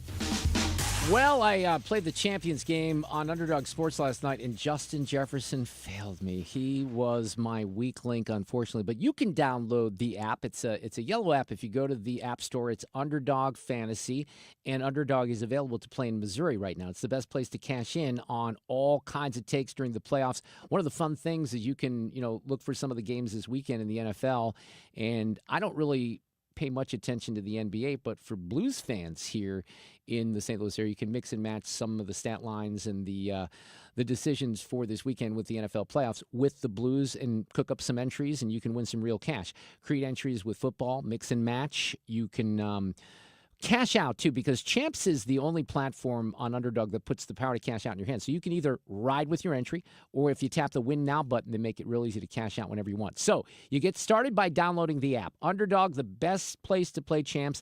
Download the Underdog Fantasy app. Sign up with the promo code MARKR, M-A-R-K-R, and deposit some money. Get up to $1,000 in bonus cash instantly. The promo code is MARKR. Check out Underdog Sports today. Must be 18 plus and present in a state where Underdog Fantasy operates. Terms apply. Concerned with your play, call 800-GAMBLER or visit ncpgambling.org. Why do the national tax resolution firms need the tiny fine print at the bottom of all their TV ads? Hi, this is Lance Story with the Lance Story Law Firm. You don't hear fast-talking disclaimers in our ads because the claims we make are 100% transparent. The Lance Story Law Firm primarily focuses on one thing, IRS problems, and we're regulated by the Bar Association, and we have a AAA rating with the Better Business Bureau. IRS issues are serious legal issues. The Lance Story Law Firm has helped thousands of clients navigate the best resolution plans, and we tell you up front exactly how much it'll cost. Tax resolution law is all we do. So before you send money to some out-of-town, high-pressure salesperson, give us a call at the Lance Story Law Firm, located right here in St. Louis. Call today to schedule your free consultation with me, 314-260-6120, or visit LanceDruryLaw.com. The choice of a lawyer is an important decision and should not be based solely upon advertisements. Do you want to kickstart planning for your retirement this year? I know a quick and easy way to do this. It's a 3-hour adult education class called Retirement Planning 101. It's kind of like getting the Cliff Notes on how you can make your money go a lot further in retirement. Hey, it's Dave Glover from KMOX. This one-night class is taught by a fiduciary advisor from Financial and Tax Architects with decades of financial planning experience. They're held at colleges and libraries throughout St. Louis. You're going to learn about tax saving strategies, IRA and 401k withdrawals, Roth conversions, Social Security, and more. There's no cost. Just bring 3 canned goods for the St. Louis Crisis Nursery. There are still openings for the classes this month and next, so call 314-350-8110. 314-350-8110. That's my personal number, 314-350-8110 for Financial and Tax Architects. We've been here 30 years, 30 Christmases in this house, and we have the traditions that most families have. That's Terry talking about her experience with Rhino Shield ceramic coating. We did Rhino Shield 14 years ago, and the house still looks the same as the first day. Rhino Shield really worked with me to help me get just the right nice soft yellow, and it's 14 years later, and it's the same color. The main reason Terry called Rhino Shield is because it's backed by its 25-year transferable warranty. It just sounded wonderful that we could have the house coated with Rhino Shield and not have to worry about it again for 25 years. Take it from Terry. Give Rhino Shield a call now for a free evaluation. 877-25-RHINO. 877-25-RHINO or visit 877-25rhino.com. There have been neighbors that have come by and said, "Did you just have your house painted?" Because they wanted to know who the contractor was. And I said, "No, it's actually Rhino Shield." 877-25rhino.com. It's time for a $98 furnace tune-up. This portion of the show is sponsored by Jerry Kelly Heating and Air. 97.1 FM Talk encourages you to support Red Cross Disaster Relief. Visit redcross.org or text the word Red Cross to 90999 to make a $10 donation. Your gift enables the Red Cross to help people recover from disasters big and small. Follow Mark on Twitter at Mark Reardon KFTK and Instagram at Mark Talk. This is the Mark Reardon Show. One of of the things we didn't talk about with John is the insurance situation. And, we've heard that State Farm has dropped, a lot of people in the Palisades. And one of the reasons was because of what the state was doing in the way that they were assessing risk, right? So they have something called the FAIR Plan, which is the state pool. And I guess the FAIR Plan can't refuse to cover homes just because they're in a vulnerable area. So the risk of wildfire grows. Zig was addressing that. Homes deemed too dangerous get dropped from their insurance companies, and then they're picked up by the FAIR Plan, right? So between 2020 and 2024, the number of homes covered by that plan in California doubled. It was about $250,000, it's about 500,000 properties, and that tripled to about $500 billion. Wasn't it, though, that State Farm pulled out before all of this because they saw the writing on the wall? Yeah, that's what I mean. They pulled out because the state essentially forced them to, because they were rewriting the rules on how they would assess risk, and they said, we can't do this financially. So they dropped coverage. The FAIR Plan is supposed to, pick up the gaps here, right? So Pacific Palisades, a lot of the people in Palisades don't have insurance. They have the FAIR Plan. So have you heard the estimates for the losses? Oh, it's outrageous. Billions and hundreds of billions. As of last Friday, you want to take a stab at how much the FAIR Plan had in the bank account? Oh, play no. claims? Oh, gosh. Okay, I'm going to say $50 million. $377 million. But we're talking about $30 billion. Yeah, look, this estimate of $30 billion is going to go, it is literally going to go to hundreds of billions. Now, that's not just for Palisades. But let's just say Palisades is $30 billion, right? Well, Senator Padilla in California is the one that said that there was $377 million. So then they came back and they said they looked at it because they have reinsurance that would cover some of this. My dad could explain all this stuff because he was the insurance. He was actually in the reinsurance industry. Oh, wow. Okay. There's a company here called, it used to be Gallagher Bassett, Arthur J. Gallagher. He worked for that company. They are a reinsurer. It's well above my pay grade. Well above. I worked, one of the real jobs I had when I was in college is I worked for an insurance co-op because my dad kind of helped me get the gig.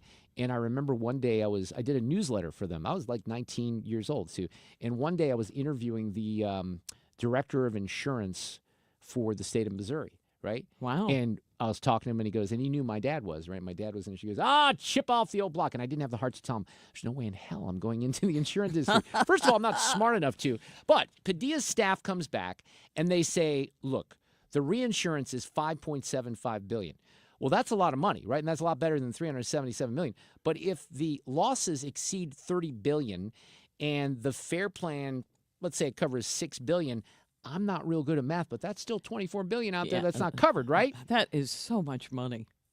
It's a lot of money. And that's why, I was so fascinated to hear John Ziegler be positive about this because he's right about something. If they don't get their act together and if they don't go all in, and by the way, and one of the questions I didn't ask John is how much Trump's going to play a role in this because I think that he has to, right? Oh, for sure. But if they don't get this settled, how long will this rebuild take? And then what is left of Los Angeles as an industry, right, as Hollywood? That's one question. You're absolutely right. But I think people will go back there. It's just like flooded areas. People think of it as their home and they're going to go back. But think about how scarce it's going to be with resources to rebuild. Well, that's what I mean. And everybody's got money, so they'll throw. You'll just make a fortune. Yeah, but if Sue, you're I was thinking about this. Think of it this way. carpenter. Let's say that you got stupid money, like Mel Gibson. You hear Mel Gibson talking about this. He's kind of laughing it off. Well, not everyone can laugh it off. My guess is Mel Gibson's going to be fine, right? But in many situations, all right, let's take it this way. Let's say Mel Gibson wants to rebuild his home. He's got millions of dollars. He can pay somebody more than anyone else, a contractor. Yes. It might not matter. If the contractor doesn't have workers and all of that, it might not matter. So even in a situation, I know that this has come up, I've had conversations with people of means that have had some issues with addiction in their family, right? And you're desperate to get help for people. In this situation with young people, kids, right? Doesn't matter. You have all the resources in the world. You got to still find the facilities that are available, and there's not enough facilities. Everybody needs it. What are you going to do? Right. That's why it's just. It's. It's mind-boggling. You're going to have, and I don't know if Rick Caruso is the right guy. He sounds like he's pretty sharp and he's going to lead the way on this. But, I don't think anyone can say that Karen Bass has instilled confidence in any kind of rebuild moving forward for Los Angeles. It's going to be really, really tricky. And I don't know how it's going to end. One thing I will say is we're in relatively good shape throughout this period through the afternoon. It's 3:30 in Los Angeles right now. The winds have kicked up, and there have been gusts up to 60 miles an hour, but no out-of-control fires. John just sent me the video of that thing that he referred to by the Cowboys training facility, and that was a hell of a fire last night. The crews did a great job at getting that knocked out. All right, well, we have Mark Krikorian with us. I didn't know if we were going to hook up with him, but I think we do have him this afternoon, who is with the Center for Immigration Policy. I was kind of referring to this story earlier, and I haven't really touched on it, but Steve Bannon is against Elon Musk right now, and this is over the H-1B visa situation. Bannon gave an interview where he called Elon Musk evil, a truly evil person, and he said this: I will get Elon Musk kicked out by the time he's inaugurated. So that only gives him 6 days at this point. He won't have a blue pass with full access to the White House. He'll be like everyone else. So I don't know what the personality disagreement is between those two guys. We'll have to see where that develops. But this visa issue is interesting because I guess there is a feeling amongst some Republicans that Trump is not going to fulfill some promises on this. So we invited Mark to come on here from the Center for Immigration Policy. Sorry, Mark, I didn't know if we were going to get you on, so I started veering off into another topic here. But how are you this afternoon? No problem. I'm doing very well, thanks. And I'm glad there's nothing burning where I am anyway. I mean, that's horrible. I know. Well, explain, when we hear these, this is one of the situations that I don't even fully understand, but who are those that hold the H-1B visas, and why is this something that's kind of popping up right now is going to be pretty important in the coming months? The H-1B visa is a supposedly temporary visa that mainly is used by tech companies to import kind of average-level white-collar workers. It's not best and brightest. There are some people in there that are probably really our top talents, but there are other visas for Einsteins. This is used, and it's a pretty big program. It's $85,000 a year plus some extras, and it can last for up to 6 years or even longer.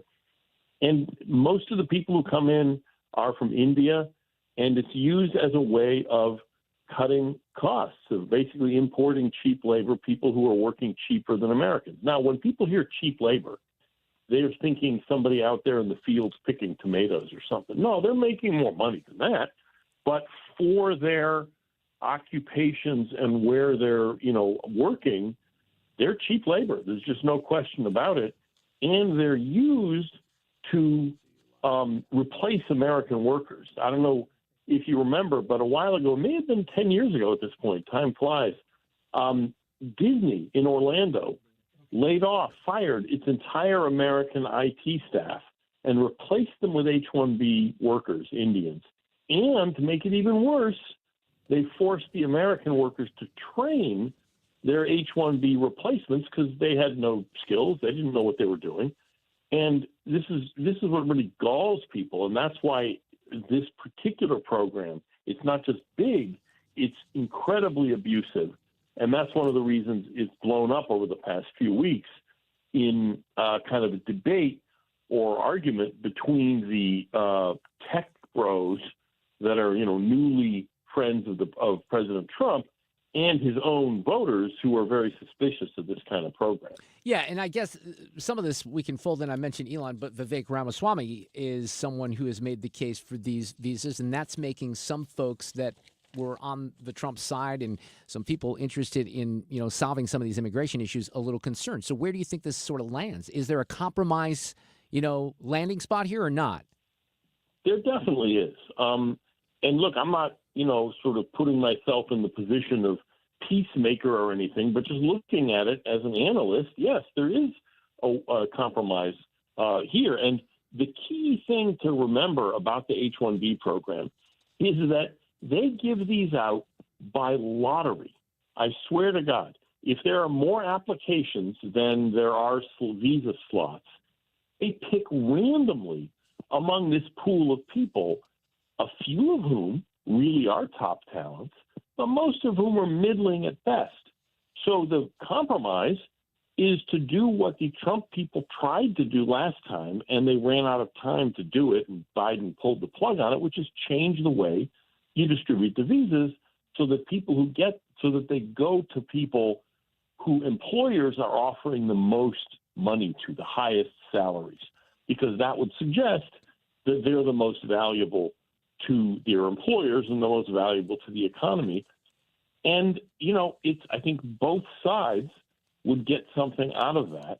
It wouldn't be everything either side wants, but it would be a genuine compromise, a win-win solution. And I like Steve Bannon, but the idea that, Musk is evil and the enemy, that's not the way to keep a coalition together. No, it's not, which was why that was so jarring, when I saw that language and the prediction that he wouldn't even have a pass by Inauguration Day. It doesn't seem to be trending in Steve Bannon's direction in this point. But you never know. Right. Crazier things have happened. Is the H-1B issue completely separate from the so-called Dreamers, or is there some crossover there? Well, there's no crossover, but there's a political potential crossover. I mean, I could see the president, who actually wants to give amnesty to the Dreamers, he said it over and over again, putting some kind of package deal together. I just don't see how anything like that would work. But no, as far as the policy itself, no, there's no overlap. I mean, there may be one Dreamer somewhere who finagled an H-1B visa and, became legal, but I've never heard of that happening. Maybe it has, but if there is overlap, it's very, very small. But fair to say and safe to say right now that the incoming administration is feeling a little heat from some corners that they might not have if this issue wouldn't have creeped up. Oh, there's no question about that. I mean, clearly there was going to be some tension between the president's new friends in the tech industry and ordinary Trump voters. Because, Elon has said immigration should be, increased. Even the president has said he wants high levels of immigration, but his own voters pretty clearly want lower levels, not just of illegal immigration, but even legal immigration. So this is the kind of thing that was going to flare up one way or the other. In fact, Politico, which is a D.C. kind of insider publication on politics, published an article at the beginning of December, before this was an issue, before this latest thing became an issue, entitled something like Stephen Miller versus Elon Musk on immigration. In other words, that this was – so those tensions potentially were there already. You know what I mean? Yep, absolutely. Mark Krikorian, thank you so much for putting this into perspective for us on 97.1 FM Talk in St. Louis. I really appreciate it. Anytime. Thank you. I'll be very curious to see how this kind of works itself out with Bannon and Trump and Elon, because this was an interview. I had missed this. The New York Times wrote about it a couple of days ago. This was last week, where Bannon said he's truly evil person. Stopping him has become a personal issue for me. And he goes on to say, let's see, in the New York Times piece, this said the focus of the dispute, and this is why we wanted to have Mark on, the use of the H-1B visas to bring skilled foreign workers to U.S. companies, a practice decried by some conservatives who oppose immigration. Mr. Musk supports the visas, like many tech leaders who say they help bring critical workers to their companies. Bannon said in the interview that the visas prevented Americans from getting jobs. Mr. Bannon said that Mr. Musk, whom he described as having the maturity of a child, at least they're not name-calling anymore, right, had lost the policy debate over the visas. He also questioned whether the tech billionaire should limit his involvement in U.S. politics because he was born and grew up in South Africa, and Bannon says he should go back to South Africa. My impression has been that Trump seemingly, and the Trump team, has been a little bit more on the Elon Musk side of the equation than the Steve Bannon side of the equation, which seems to be more old school. But what do I know? Who knows? It gets nasty sometimes. Audio cut of the day is coming up.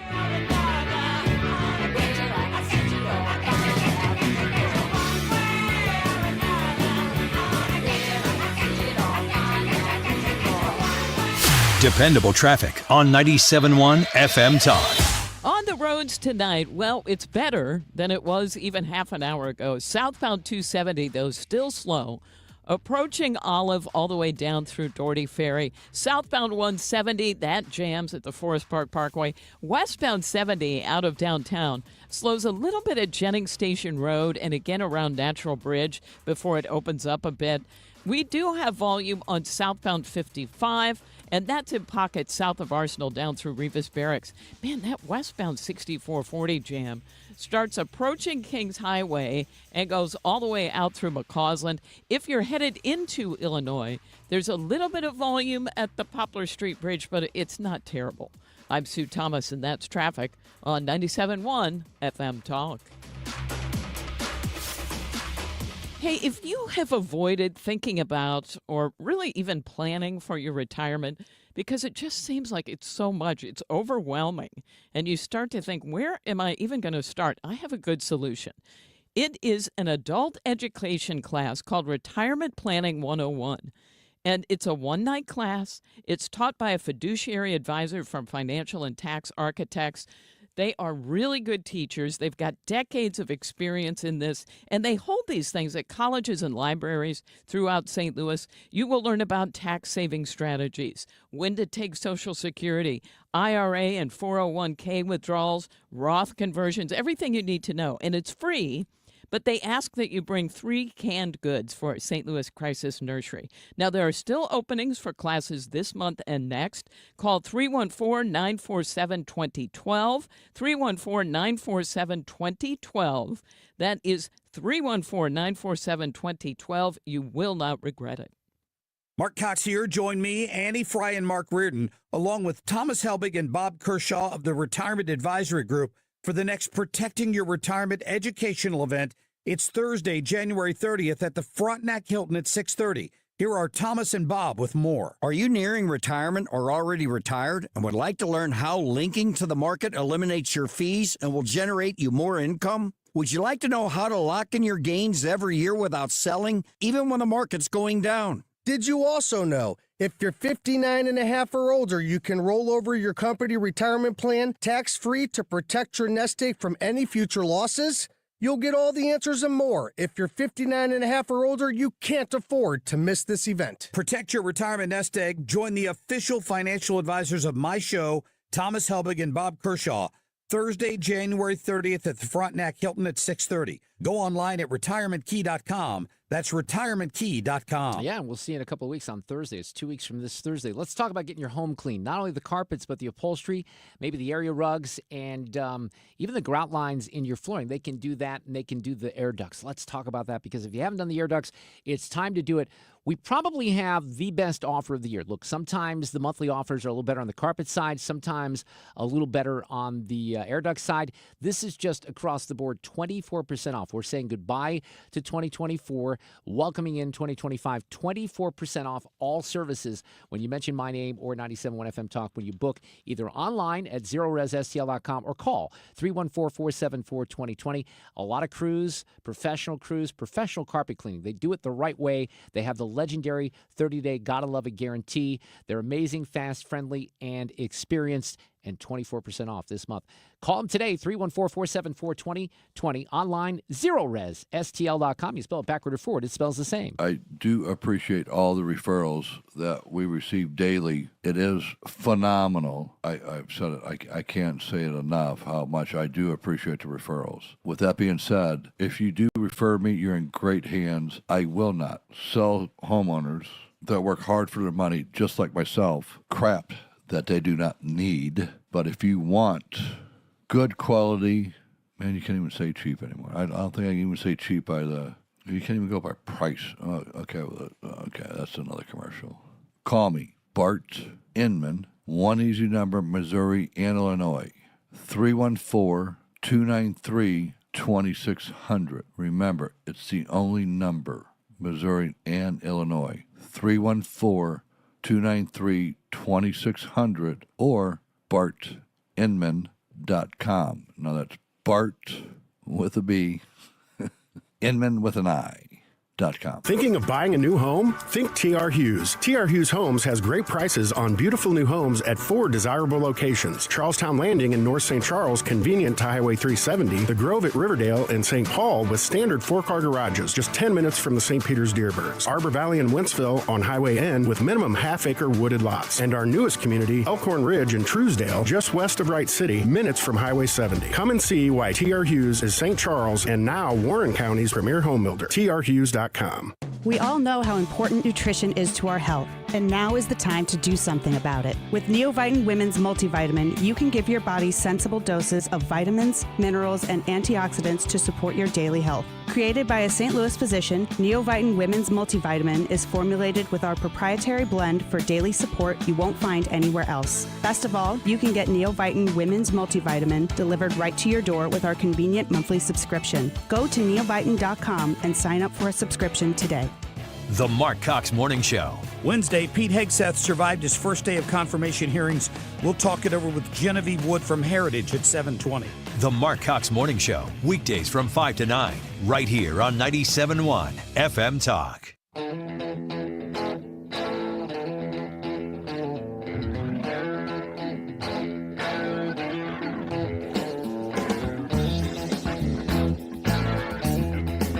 Audio cut of the day coming up here in just a couple of minutes on a Wednesday show. We will have our friend Alex Rich from Y98 here tossing out some fun things in the 4 o'clock hour. I think we might have Senator Schmidt set up for tomorrow. I got to check with Fred. Thursday, I will be here. Friday and Monday off. You know, Monday is the holiday. It's also Inauguration Day. We'll have full coverage. Mike Elam's going to do the roundtable on Friday, and he's going to take over the chair on Monday as well. I have not been to my second home, Las Vegas, Nevada, in a few months, so it's time for me to go back. That's essentially why I'm not going to be here. Let's see here. For audio cut of the day, a couple of thoughts. Let's do it. Stand by. Playback ready. Now, the audio cut of the day. All right. Well, there was a bunch from the hearings, and some of it was just completely ridiculous and offensive. They were trying to do, essentially, the Democrat members of the committee trying to do a Brett Kavanaugh to Pete Hegseth this morning. But he held up extremely well. He really did. He did great. And Eric Schmidt, who's on the Judiciary Committee, was asking some of the questions this morning. For those watching at home, DEI is not about giving everybody opportunity. It is rooted in cultural Marxism. The idea that you pit the room, any room, with oppressor versus oppressed. It's race essentialism, and it is poison. It has no business whatsoever in our military. I think the American people have spoken loudly and clearly about this. They're tired of this. They're tired of woke ideology. And to my Democrat colleagues on the other side, if you haven't picked up on that, you missed the plot. Because that's what November 5th partially was about. Yeah, we played that soundbite a little earlier, but then they went on to offer some examples of DEI in the military. In our academies, specifically the Air Force Academy, it was advised as disfavored language to refer to your mom and dad as mom and dad. Okay? Dear mom and dad, I'm writing home. Don't say that. That's insane. We're all just people. You can't say that either. And in an effort to police this, in a 1984 Orwellian novel, there was actually an eyes and ears program to rat on your fellow students who might say mom and dad. Or just say, in a tough situation, you know what, we're all just people, can't say that. This wasn't limited, by the way, to our academies. The Secretary of the Air Force, our current Secretary of the Air Force, in a memo from August of 2022, thought we had too many white officers, advocated for quotas. And if you crunch the numbers, that meant that 5,800 white officers who've worked really hard should be fired. In the United States of America, I don't know how we got here. It's a comedy show. It is a complete clown show. And that kind of stuff, there again, who's going to disagree with Eric Schmidt if they know the facts? 90% of Americans would agree that that's the dumbest thing that you could have done, especially in the military. It really is. Now, this next audio cut of the day is for you, Sue.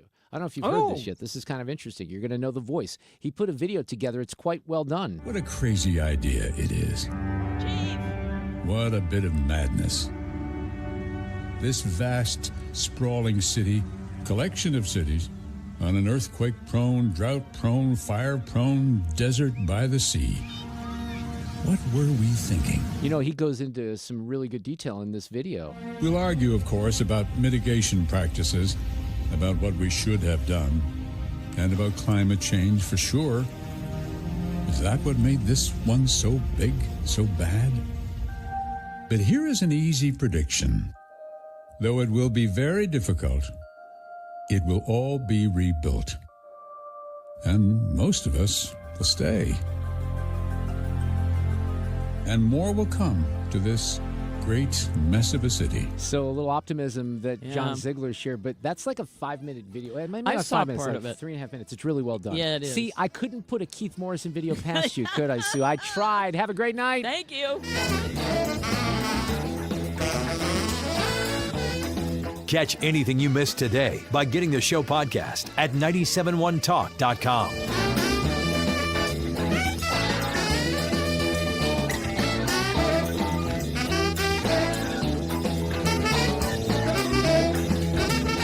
Dependable traffic on 97.1 FM Talk. We've got an accident reported on westbound 70, really close to Woodson, right by the airport. Look for heavy traffic back through 170. Northbound 170 jams on either side of 70. Southbound 170 still a slow go south of Olive down through 64. 270 southbound still a slow go from Olive. And this is in pockets, but it's down through Doherty Ferry. There was an accident reported on southbound 141 just north of Manchester. Look for some traffic through there. And westbound 6440 is still a slow go approaching Kings Highway out through McCausland. 55 has a slow pocket or two through the construction zone south of Arsenal. But if you're headed into Illinois right now, things actually look great on the bridges downtown. Really no delays there. This report brought to you by GL International Realty. Planning to sell your home? Work with the very best. Gloria Liu with Your Home Sold Guaranteed Realty will guarantee to sell your home at your price, or she will buy it. Visit GloriaHasTheBuyers.com. I'm Sue Thomas, and that's traffic on 97.1 FM Talk. Wouldn't you like to take a vacation from your bills? Well, you can. With credit card balances at an all-time high and Golden Oak's 5.25% rate, you could be saving thousands of dollars after a simple phone call. Call today and get your cash in as little as 14 days and make no payments for 2 months. Call 314-567-GOLD. Golden Oak Landing, cured my blues. 6.19 APR, FHA, 15-year, 20% equity qualified credit. Additional terms apply. NMLS 114937. Mark Cox here for my friends at Home Shield Foundation. This is a local family-owned company. They do waterproofing. They do crack repair. They can replace your sump pump and do complete waterproofing and drain tile and sump pit installation in your basement. And the owner, Matt Hayes, promises you this. He's going to come in. He's going to inspect your basement to determine the property repair that's needed. Check him out today. Tell him Mark Cox sent you. It's HomeshieldFoundationRepairs.com. The choice of a lawyer is an important decision and should not be based solely on advertisements. If you've been injured in a car wreck, you need the best. Onderlaw, voted 2023's best law firm in St. Louis. We know how to handle the insurance companies, and we'll make sure you're compensated for physical, emotional, and financial injuries. Let us make your case our cause. Car accident? Call Onderlaw today for a free review. 314 or 618-9-million. That's 314 or 618-9 all zeros. Attention Missouri Medicaid members. If you need assistance with daily